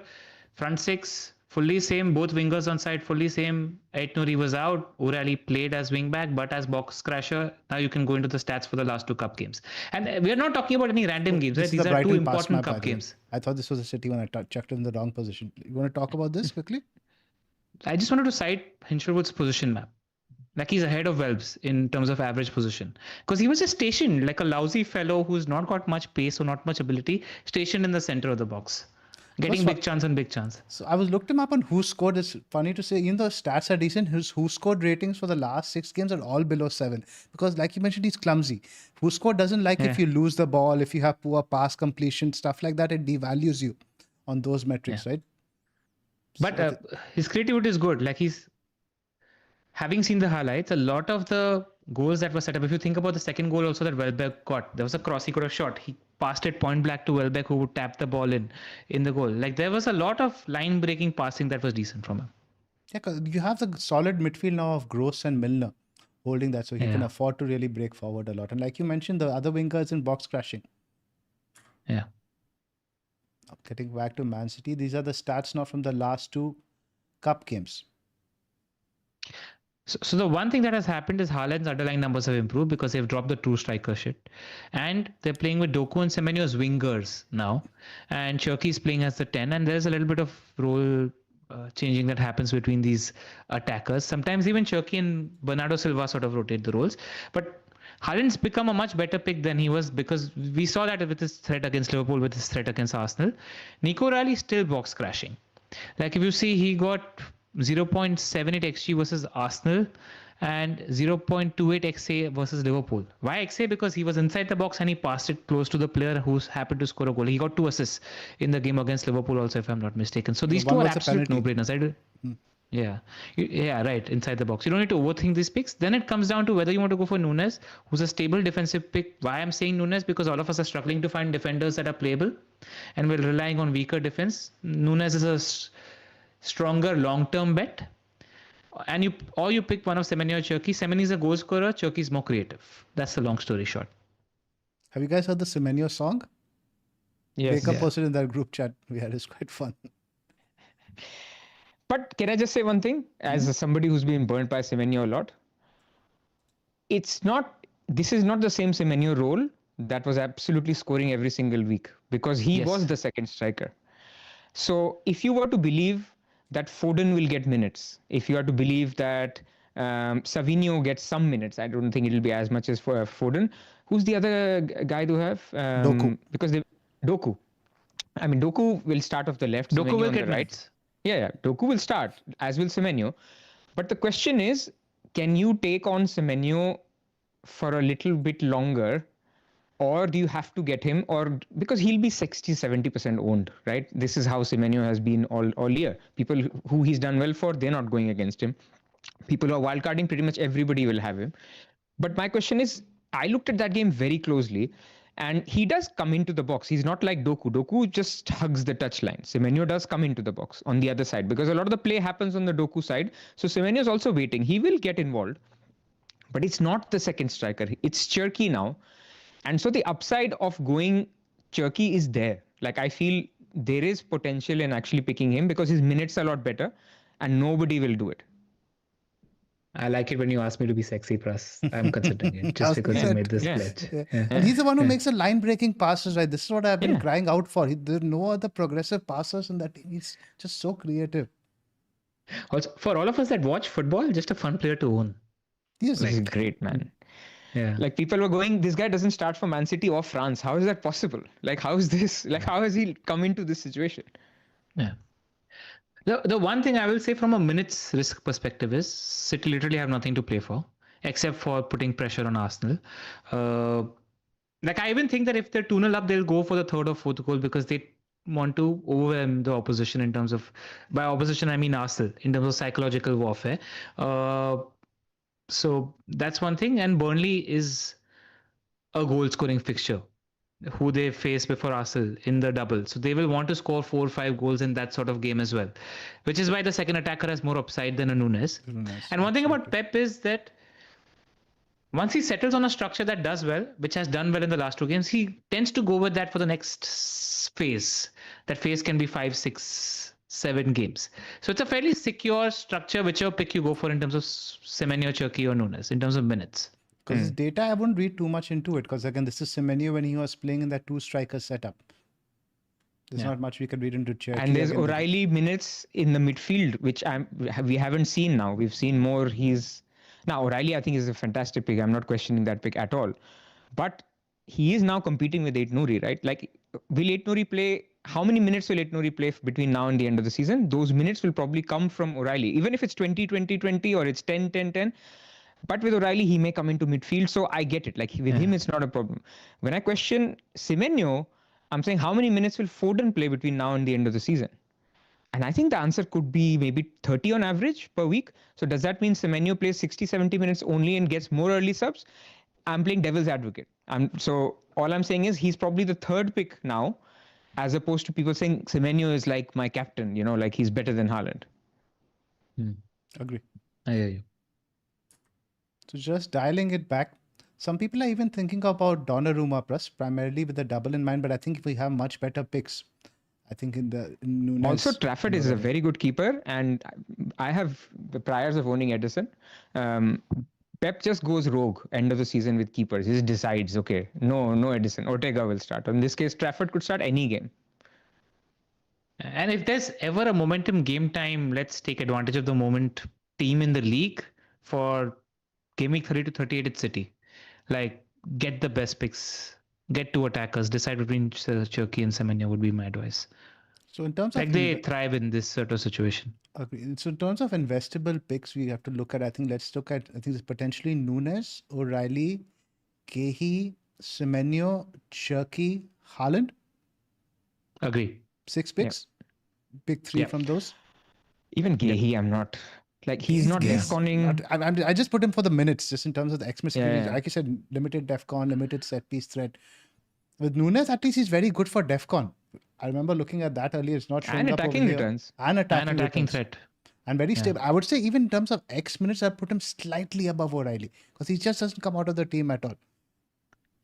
Neither does O'Reilly. Neither does O'Reilly. 0-1 okay, he doesn't have any XG, but he does have some XA, although this looks very poor in the last 12. I know, right? The data, maybe the last few games has dropped. I remember. How did he shaft us so badly when we were owning Nico O'Reilly and this guy? Every game is like 11 pointers. Every game is like, how did he do that? Okay. The data is Once not I great. sold him, O'Reilly turned into Brace potential monster. Just by the way, the change of his position has not reduced O'Reilly's goal threat at all. Yeah. No, he just still comes. He underlaps. He doesn't hold the width at all. He's always just underlapping inside. Yeah. I think City, that's about it. Anything else to add, guys? No. That's it. Let's just round this off. These are some interesting visuals from Solio in terms of the top defenses for the rest of the season. Arsenal are still expected to be very good. Manchester City, Manchester United, Liverpool, Villa. I'd expect to see that. But Leeds, you see over there. Leeds, again, the double up in defense appeals for this reason. Arsenal played two fewer games than Man City. Just FYI, for how much the markets consider Arsenal's defense. I know they've hurt people in the past, but running double, triple defense until the end of the season is a major differential in its own. So anyway, Man United defense is number 3. And great fixtures. Look at all those reds and oranges, man. They're top of the ticker. After 35, they're top of the ticker. Again, league state dependent. But I think the other thing you see here is the Brighton rotation that LR was talking about. So if you look at Brighton Leeds, you play Brighton in 32. Obviously, you play everybody in 33. You play neither in 34. And then in 35, you've got Leeds with a good fixture. In 36, you've got Brighton with a good fixture. Little bit fizzles out in the end, but at least 37 they play each other. Yeah. So, I mean, then you just take save points or whatever, or you hope for a clean sheet. So I think they're fine as a rotation. Verbruggen, Darlow combo looks great, and a Leeds defender. I mean, you'll playing double defense a lot, double Leeds, double Brighton, but looks all right. All right, just before we move forward, people in the chat commented Burnley ignored. If you want to go Burnley, there is a pick, Mr. Fleming. His underlying data is actually not finely superior. It's significantly superior to both Welbeck and DCL in the last 6 to 8 weeks. He tends to get 1 or 2 big chances a game, and he tends to finish them as well. So we shouldn't ignore him because he's done well. I actually like the striker. He does really, really well for Burnley and impresses me anytime and every time I watch them. His underlying data is actually pretty impressive. So that's the only pick from Burnley if you want to go there. In terms of relegation teams, you always talk about the one player that'll be poached by the other teams when they go down. I think it's Fleming from Burnley. Yeah. Class guy. I like him. He's got a lot to his game. You think, Pras, we can take Rhea on with that cheaper goalkeeper combo? I guess it depends on where you spend the rest of the money. Of course you can. Raya is not a position where you have to. It's a bit like, you don't need to look at clean sheet odds for Rhea because they'll be made up by save points for other keepers. So it's a bit like when I look at, can I take on, who can I use an example? Let's say Gusto, right? And I say, yeah, because he's not going to get DEFCON. So if I pick a defender that has maybe slightly worse clean sheet odds but can DEFCON, yeah, I'll obviously take him on. Let's just look some goal projections as well to round it off. City, in terms of goals, are ahead of Arsenal. Naturally, we expect that with 2 extra games. But Arsenal, again, the problem is you're struggling to find the attacker to buy. With Rice now at this point of the season, sure, you're getting your 5s and 6s, but I want the guys with your 15, 16 point potential. So I'm not really seeing with Arsenal, because even the news we got, Saka isn't back in full training. That's an issue over there. Liverpool get a little bit interesting, I think, especially if they go out of the Champions League. From 34 onwards, their fixtures are quite good. Well, all of their value is 32, 34 with Liverpool. So you're getting them. So you'll get them on free hit. The tail end is actually quite poor. Yeah. So Liverpool's value also is with Arsenal, I just want to mention, if Timber is fit, Arteta is not trusting White for the rest of the season because he was responsible for conceding a goal in the last game. Terrible mistake as well. So Timber is secure as hell until the end of the season if he's fit. But we should mention with Arsenal, though, the Champions League in around, let's assume now they progress against Lisbon, they're probably going to be playing Barcelona either side of 35 potentially.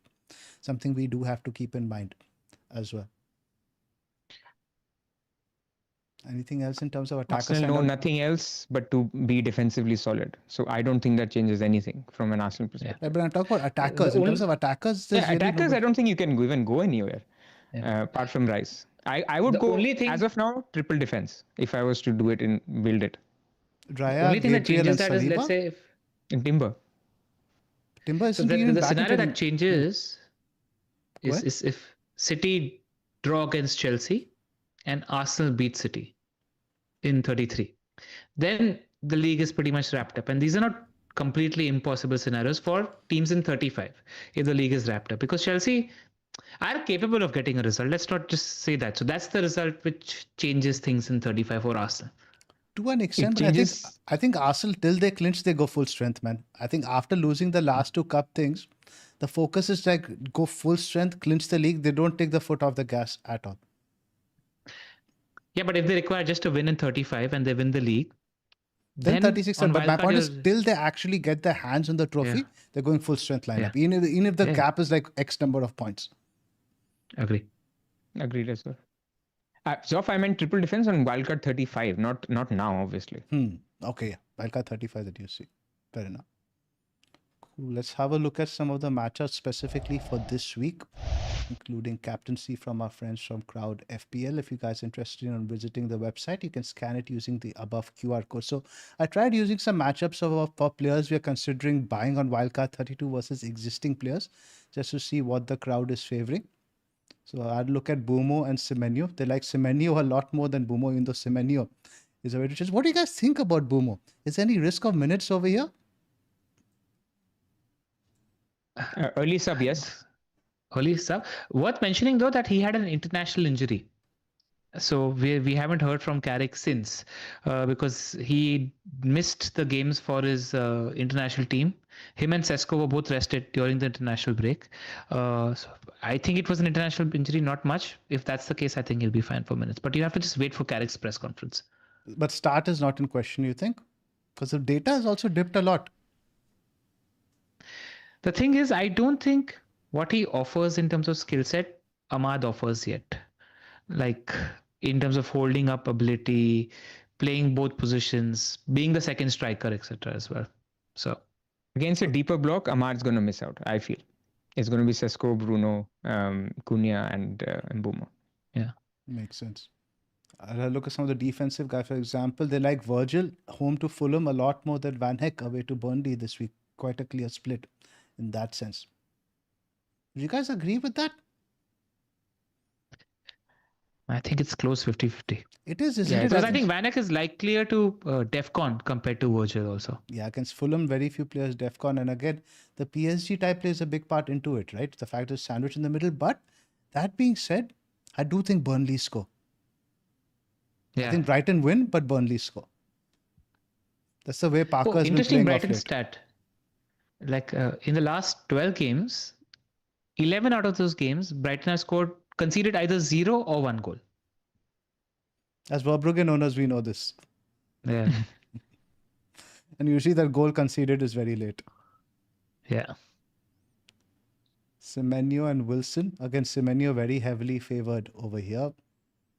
Gordon. This was my point on Semenyo, by the way. This is what I was trying to say. People will just close their eyes and just say Semenyo. They see Semenyo, they vote Semenyo. They pick Semenyo. Purely because of the role he's had previously. Yeah, and he's done well this season. He's a good pick. Gordon is favored over Wilson. I think that makes sense with penalties as well. And do you think Gordon's that role will continue? The centre forward role? Yeah. I think so. Yeah. There's no reason not to. I don't think he likes Vissa. I don't think he Something's likes not Vissa. right there. And even Voltemade, he's been using in midfield. But I think he's getting their first choice midfield back now. I think Gimenez isn't too far off now. Joelinton is fine. Tonali is fine. That may change things a little bit. Captaincy in terms of Bruno and Haaland. Huge swing. I actually want your opinion, Zoph. What do you think? I think Haaland's going to smash us. Absolutely. We cannot defend against a player of the profile for Haaland. We are not going to set up in a deep block, especially since it's a home game. I can see Haaland plundering points here. I wouldn't like put you I don't off like your... As a Haaland captain now, I don't like your pessimism. So, yeah. What do you guys think about again, United Leeds are going to set up in a deep block with Bruno. We're talking about multiple routes to points in that sense. But I do think the injuries to Stack, which looks like a proper injury, and a potential injury to Rodon are very, very significant.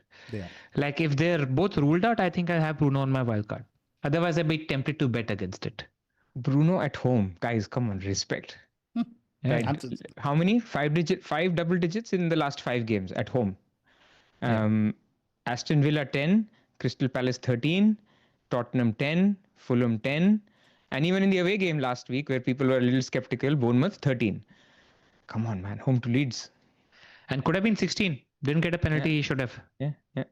The Ahmad one, 18. We're talking about the Ahmad fall on Bournemouth, as apparently the Premier League has said that was the correct decision. Yeah, doesn't matter, man. We think it was a pen.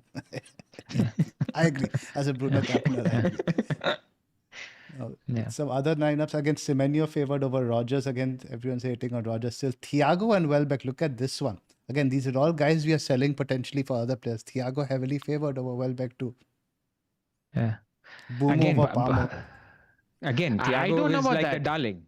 I'm agreeing with LR that there are certain picks that trigger some kind of a response where if you give them a choice, they'll pick Semenyo, they'll pick João Pedro, they'll pick Thiago because they've done well. And people just say, I've seen a lot of goal alerts. So of course I'm going to pick Thiago over Welbeck. Absolutely right. Yeah. Spot on. I don't agree with that at all. Yeah. For those that are shitting on Rodgers, he's going to come to the fore again. If you're not wildcarding, don't sell him. That's my advice. Again, Pumo over Palmer as well. This is a bit disrespectful to Palmer also, I think. Interesting. It's a fixture also, right? It's a fixture also, but still, like, does the minutes, penalties, home games, still, man. I was at the England-Japan game where Palmer got minutes and the crowd was just like, every time he'd make a bad pass or whatever, it would be not pretty. Like his PR is not great at the moment. In terms of the crowd power rankings, Bruno obviously top. Sobo they like a lot more this week. Gabriel, Gordon, Semenyo. In terms of the players, I think with most 32 wildcards will include is just Bruno, maybe Gabriel, maybe Semenyo. Yeah. What stuck to me on the power rankings is the top 4 are not doublers in 33. Like that's the first thing that came to me when I looked at these power rankings as well. That's what's made things interesting, right? And that's why I think that your doubles in 33 should include some single game week players to have a bit of a balance. Yeah. For people that are wondering what this is, I highly recommend you check out crowdfpl.com. So in addition to knowing what the crowd is thinking and where the balance of the power is going, so you can know if you want to go differential, where do you go? If you want to go with the crowd, where do you go? They also have solo points on there in terms of pick A versus pick B, which help you with benching decisions, or a 50-50 pick on a wildcard, for example, that you're contemplating, go there. And you tend to gamify this as well. So you make some 10, 20, 30 picks as much as you want to. And for every right pick that you make, you gain points on the leaderboard. You can play along with friends. You can check your score in the country. You can also see what AI is picking. So there's ChatGPT, Gemini, etc., who are making their picks as well. I highly recommend you scan this QR code and join Crowd FPL and get playing with us. Let's do our bus teams, guys. Trust you first. So I discussed mine, so I'll read it out. Raya, Gabriel, Van Dijk, Alderete, Wilson, Mbeumo, Bruno, Dango, Haaland, Bowen, Thiago. So I've done Ekitike to Bowen a couple of nights ago. Ekitike has been on the verge of falling and he affects my sale value. So I just did it. I also don't think, even if he starts between PSG ties, his minutes are that great. On this strategy, Bowen's playing Wolves at home this week and Everton at home in 34. So I like him for those 2 weeks. So what's your strategy, Pras? What you're looking at right now? And we should mention you won't be doing a team selection video. You're off on holiday tomorrow. I am, but I'm not going to do much this week. So luckily, now I won't be playing my wildcard. Look, things can change, right? Van Dijk gets injured midweek or something. Gabriel is still out. We'll see. But as of right now, there's no plans to play wildcard.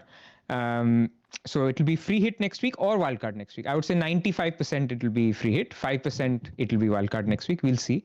But that decision can be delayed for next week. The question is, can I use one more free transfer this week? Because I'm a late wildcarder, I don't need to hoard a lot of transfers because I can react to changes in the league state and stuff later. So I can be a little bit more aggressive with transfers. So one aggressive transfer I was thinking about is Potts to Cunha, get triple Man United midfield. Now, of course, you're taking a risk, right? Leeds do a low block, Man United struggle to score, it doesn't work. But it also works the other way. What if they score 4? And I do think the second best pick from Man United is clearly Cunha. When people will free hit in Game Week 34, they'll have Bruno and Cunha. I'm sure about it. So it's a case of that you're trying to make your team better this week and in 34. So that's one thing I'm looking at. But then if I do that, I'll have to bench one of Wilson or Dango. So obviously the first instinct is obviously bench Wilson because he's away, Dango is home. But Wilson is in form, Liverpool are not. Wilson and Dango is a little bit of a minutes question mark. So I'll see. So, and if that is the dilemma, then I might not do the move anyway. So and Wilson likes to play against Liverpool.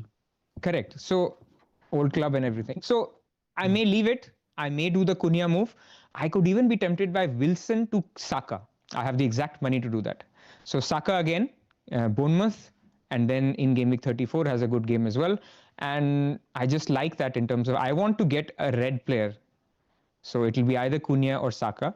And I also have a third Arsenal spot. I could do Hill to Timber, for example, if Timber is fit. These are all fitness dependent transfers, or I could leave it. So that's where I am.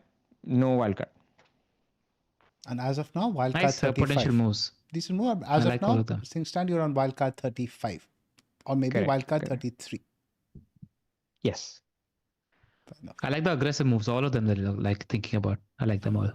And again, with wildcard 35, how many transfers do you need saved? Not too many. I think you're good with maybe 2, 3 tops. I might go with 0. Like you get 1 in 36 for your bench boost if there's an injury. 37, you make 2 free transfers for something and you dead into 38. Like it's everybody's team will be ropey by 37, 38. And I don't want to chase then. I want to chase now. Absolutely. I like the fact that you have to hit I've got a good now. team. I've got a good team that has maybe 1 player common or 2 players common with the wildcard template. So it can be a very lucky week if things go well. And that's what you want to put yourself in a position to do if you're chasing. I love your setup. I think you're primed to do well. We have to say the opposite. You know, No, I genuinely do So, think, yeah. but like I think it looks good. I like the plan. Looks good, Pras. LR, your team? I've got Verbruggen, Romero, Dalot, Gabriel, Rogers, Bruno, Bumo, Wilson, Haaland, Thiago, Ekitike. Why am I wildcarding this team? Because it doesn't look as good in 34, and I want to optimize the bench boost. And Romero is a little flaky pick. As things stand, 75% likely to wildcard. The wildcard draft at the moment is what Zoph showed earlier, which is the draft I submitted to him. At the moment, it looks like I'm likely to wildcard because I don't have many transfers to make aggressive moves, etc., and optimize this team for now. And it looks a much weaker team in 34 as well. So that's where I'm at the moment. It's interesting because, again, now I'll talk about my team. If you put in Dango in for Ekitike, we have the same front seven. We have Gabriel and Verbruggen common. The only difference is Virgil and Munoz for your Romero and Dalot. Yeah. And I'm pretty clear I don't want to wildcard. Yeah. Very much. And I know, I arguably have my doubts Romero's good for 32 and 34. Sunderland So and Wolves. arguably, And Dalot has Leeds and Brentford.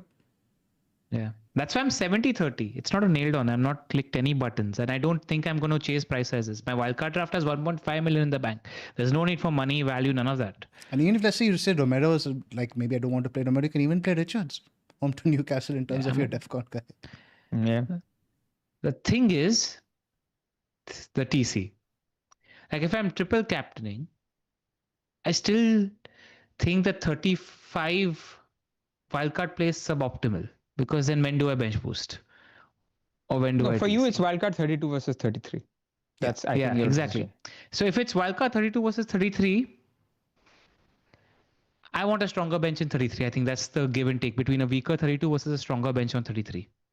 Like just in terms of higher ceiling, that's it. Yeah, but 33 also allows a better 35 and beyond because you'll have Arsenal's on your bench, you'll have Crystal Palace on your bench. So it's not just that math that you just did. So, I mean, have a think about it. I think it's... No, I am. I'm look not at, look at like Zoph's 33 draft. I think having Arsenal and Palace and Bruno on your bench is just, you're really nicely set up for the run-in as well. The only con is you're a little bit further away from your bench boost, so stuff can happen in 2-3 weeks and then you deal with injuries. But I think it's also a decent strategy. I agree. But you have to depends on the team. I agree. Like it's tough. It's a close call for me right now. So I'm not nailed on. And I decided that I want to speak to you guys, then not think tonight, then wake up and see how I feel and then make a call. Makes sense. My team, Verbruggen, Virgil, Gabriel, Munoz, Rogers, Bruno Cab, Bumo, Dango, Wilson, Haaland, Thiago. So like I mentioned, similar front seven to yours if you bench Ekitike. But Gabriel is in there as well. So this team looks all right on paper. Like you look at it objectively, there's not that. But Dango may not start. Boomer might not be a great pick. Wilson again might not be a great pick. But these are not. None of them are actually bad picks as such. On Dango's off, the game he missed, actually post-match, they said that he had a little knock and they had to change formation because of that. It was not a case that he missed because they wanted to change formation. So have a look at those quotes from Andrews. And he said he had an interrupted week, something like that is what he mentioned. So, right? And they had to change formation because Dango couldn't start. So I think that's an important quote if you are looking at expected minutes for him. I think the minutes are pretty positive in that sense, and even have a decent sub in case of Mukiele in that sense. But again, like 34, the team doesn't look as good as because you have the Brentford guys who are away to this one, Manchester United that week for that example, right? Munoz also is away to Liverpool that week. So the 34 team is weaker.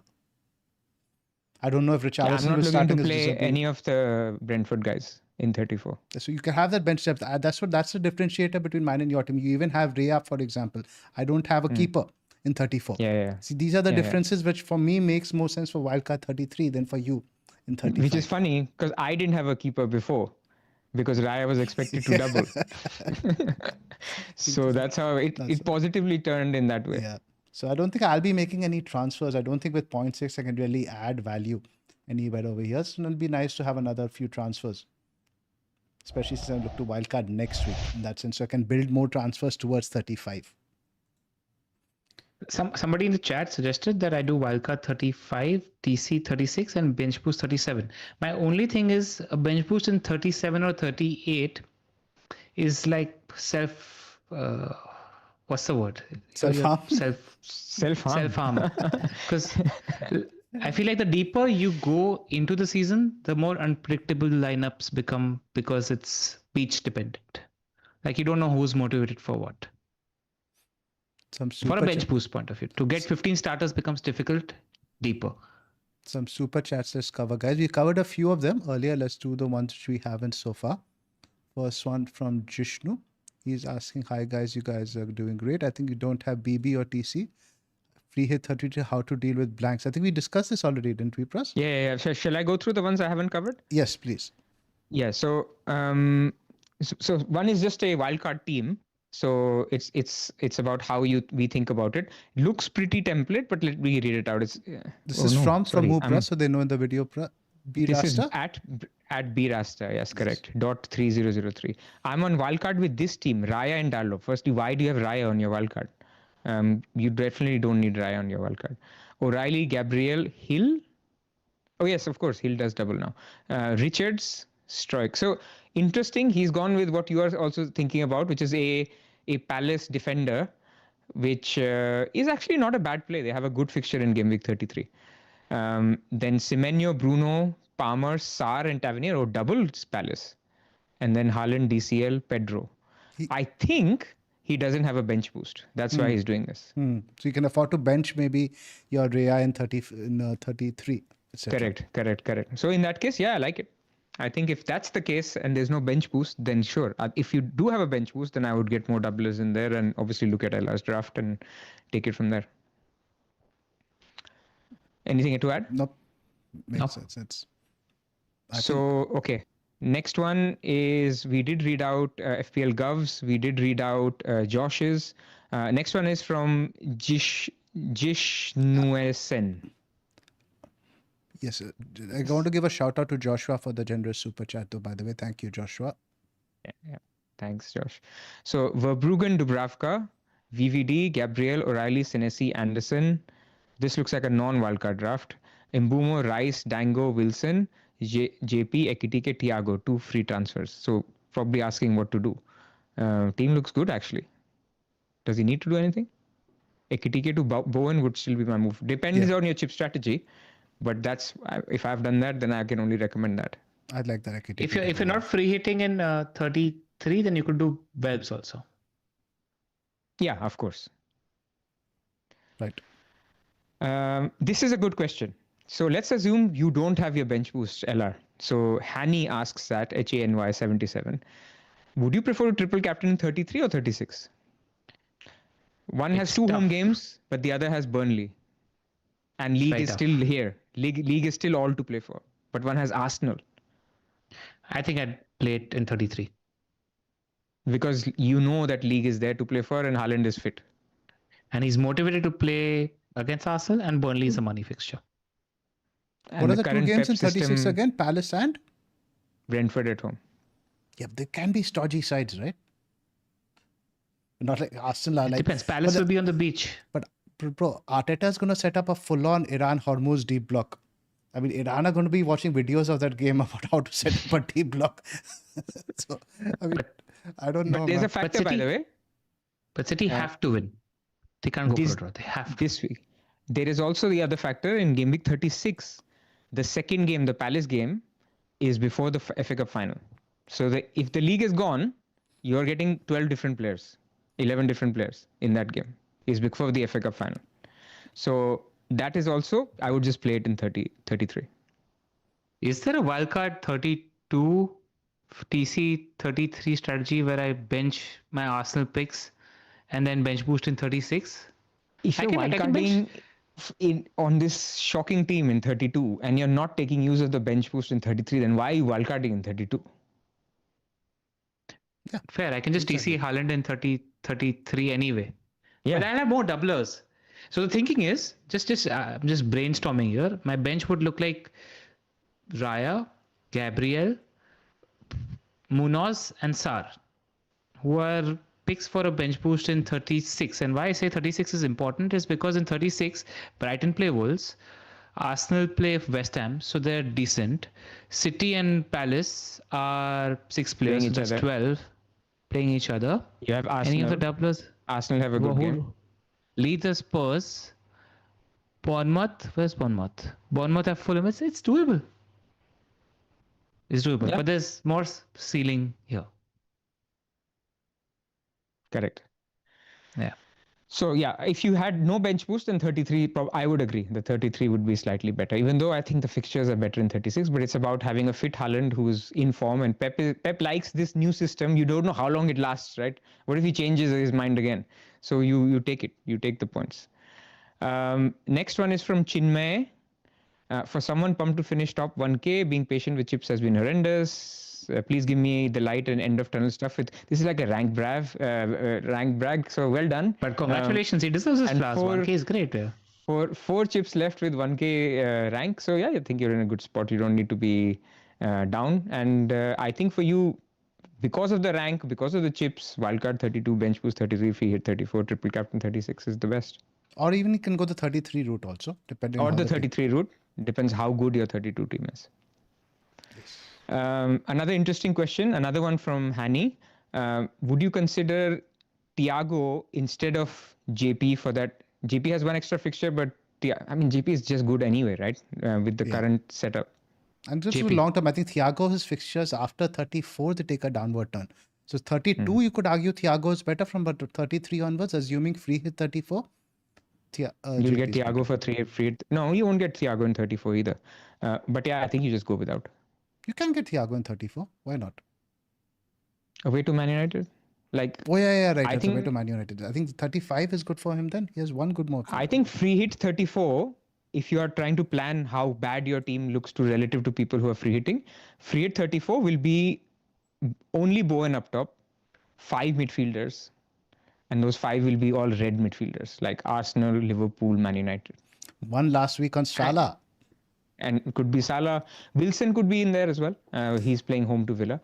But that would be the setup for free hit 34. Closing note on Salah, man. That was so sad to watch. That pen miss. We all expected it, right? Pen miss is also the ball that this guy played, right? Two the goalkeeper. Chances outside of that. Like in the first half, he was through on goal. Taking more touches. Just that... sad to watch, man. He's been properly space jammed.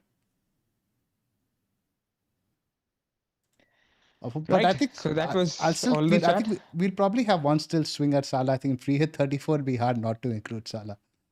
True. I'll have Salah as well in 34. Sorry, Ilar, what are you saying? He plays Burnley in 38. I can see a lot of homage to Salah captaincy. Yeah. Let's wrap up, guys. Long ass pod, 2 hours, 20 minutes. Yeah, man. It deserved but worth it. Also, I feel fresh. I can, some long pods you feel tired. Like today, I'm I can go on for 1 hour more. This was a good activated chat. I feel nice. Why not? Let's talk about IPL now. Unfortunately, Pras, I think your players might not count. It's still raining. It's 25 for 2. I'm going to check the rules. So his points are gone or what? Go on. I'm going to talk to the moderators. The points are I gone. had 4 players in the game today, man. Yeah. You need it to be a result in the game. Fine. We'll call it variance. It's okay. Yeah. Still hope. 11 o'clock cutoff time. 1 hour more before it rains. All right, guys. It's been a pod. I hope you guys enjoyed. Please hit like and subscribe. And there is definitely one more video coming in the week. There could be 2 more. We'll figure it out tomorrow. Until then, good luck and get us to 38,000 subs by the end of the week. We really 48,000, sorry. And by the end of the week, we really appreciate it. Cheers, guys. Thanks for joining us, guys. Have a great holiday, Pras. Thank you very much. See you guys next week. See you guys next week.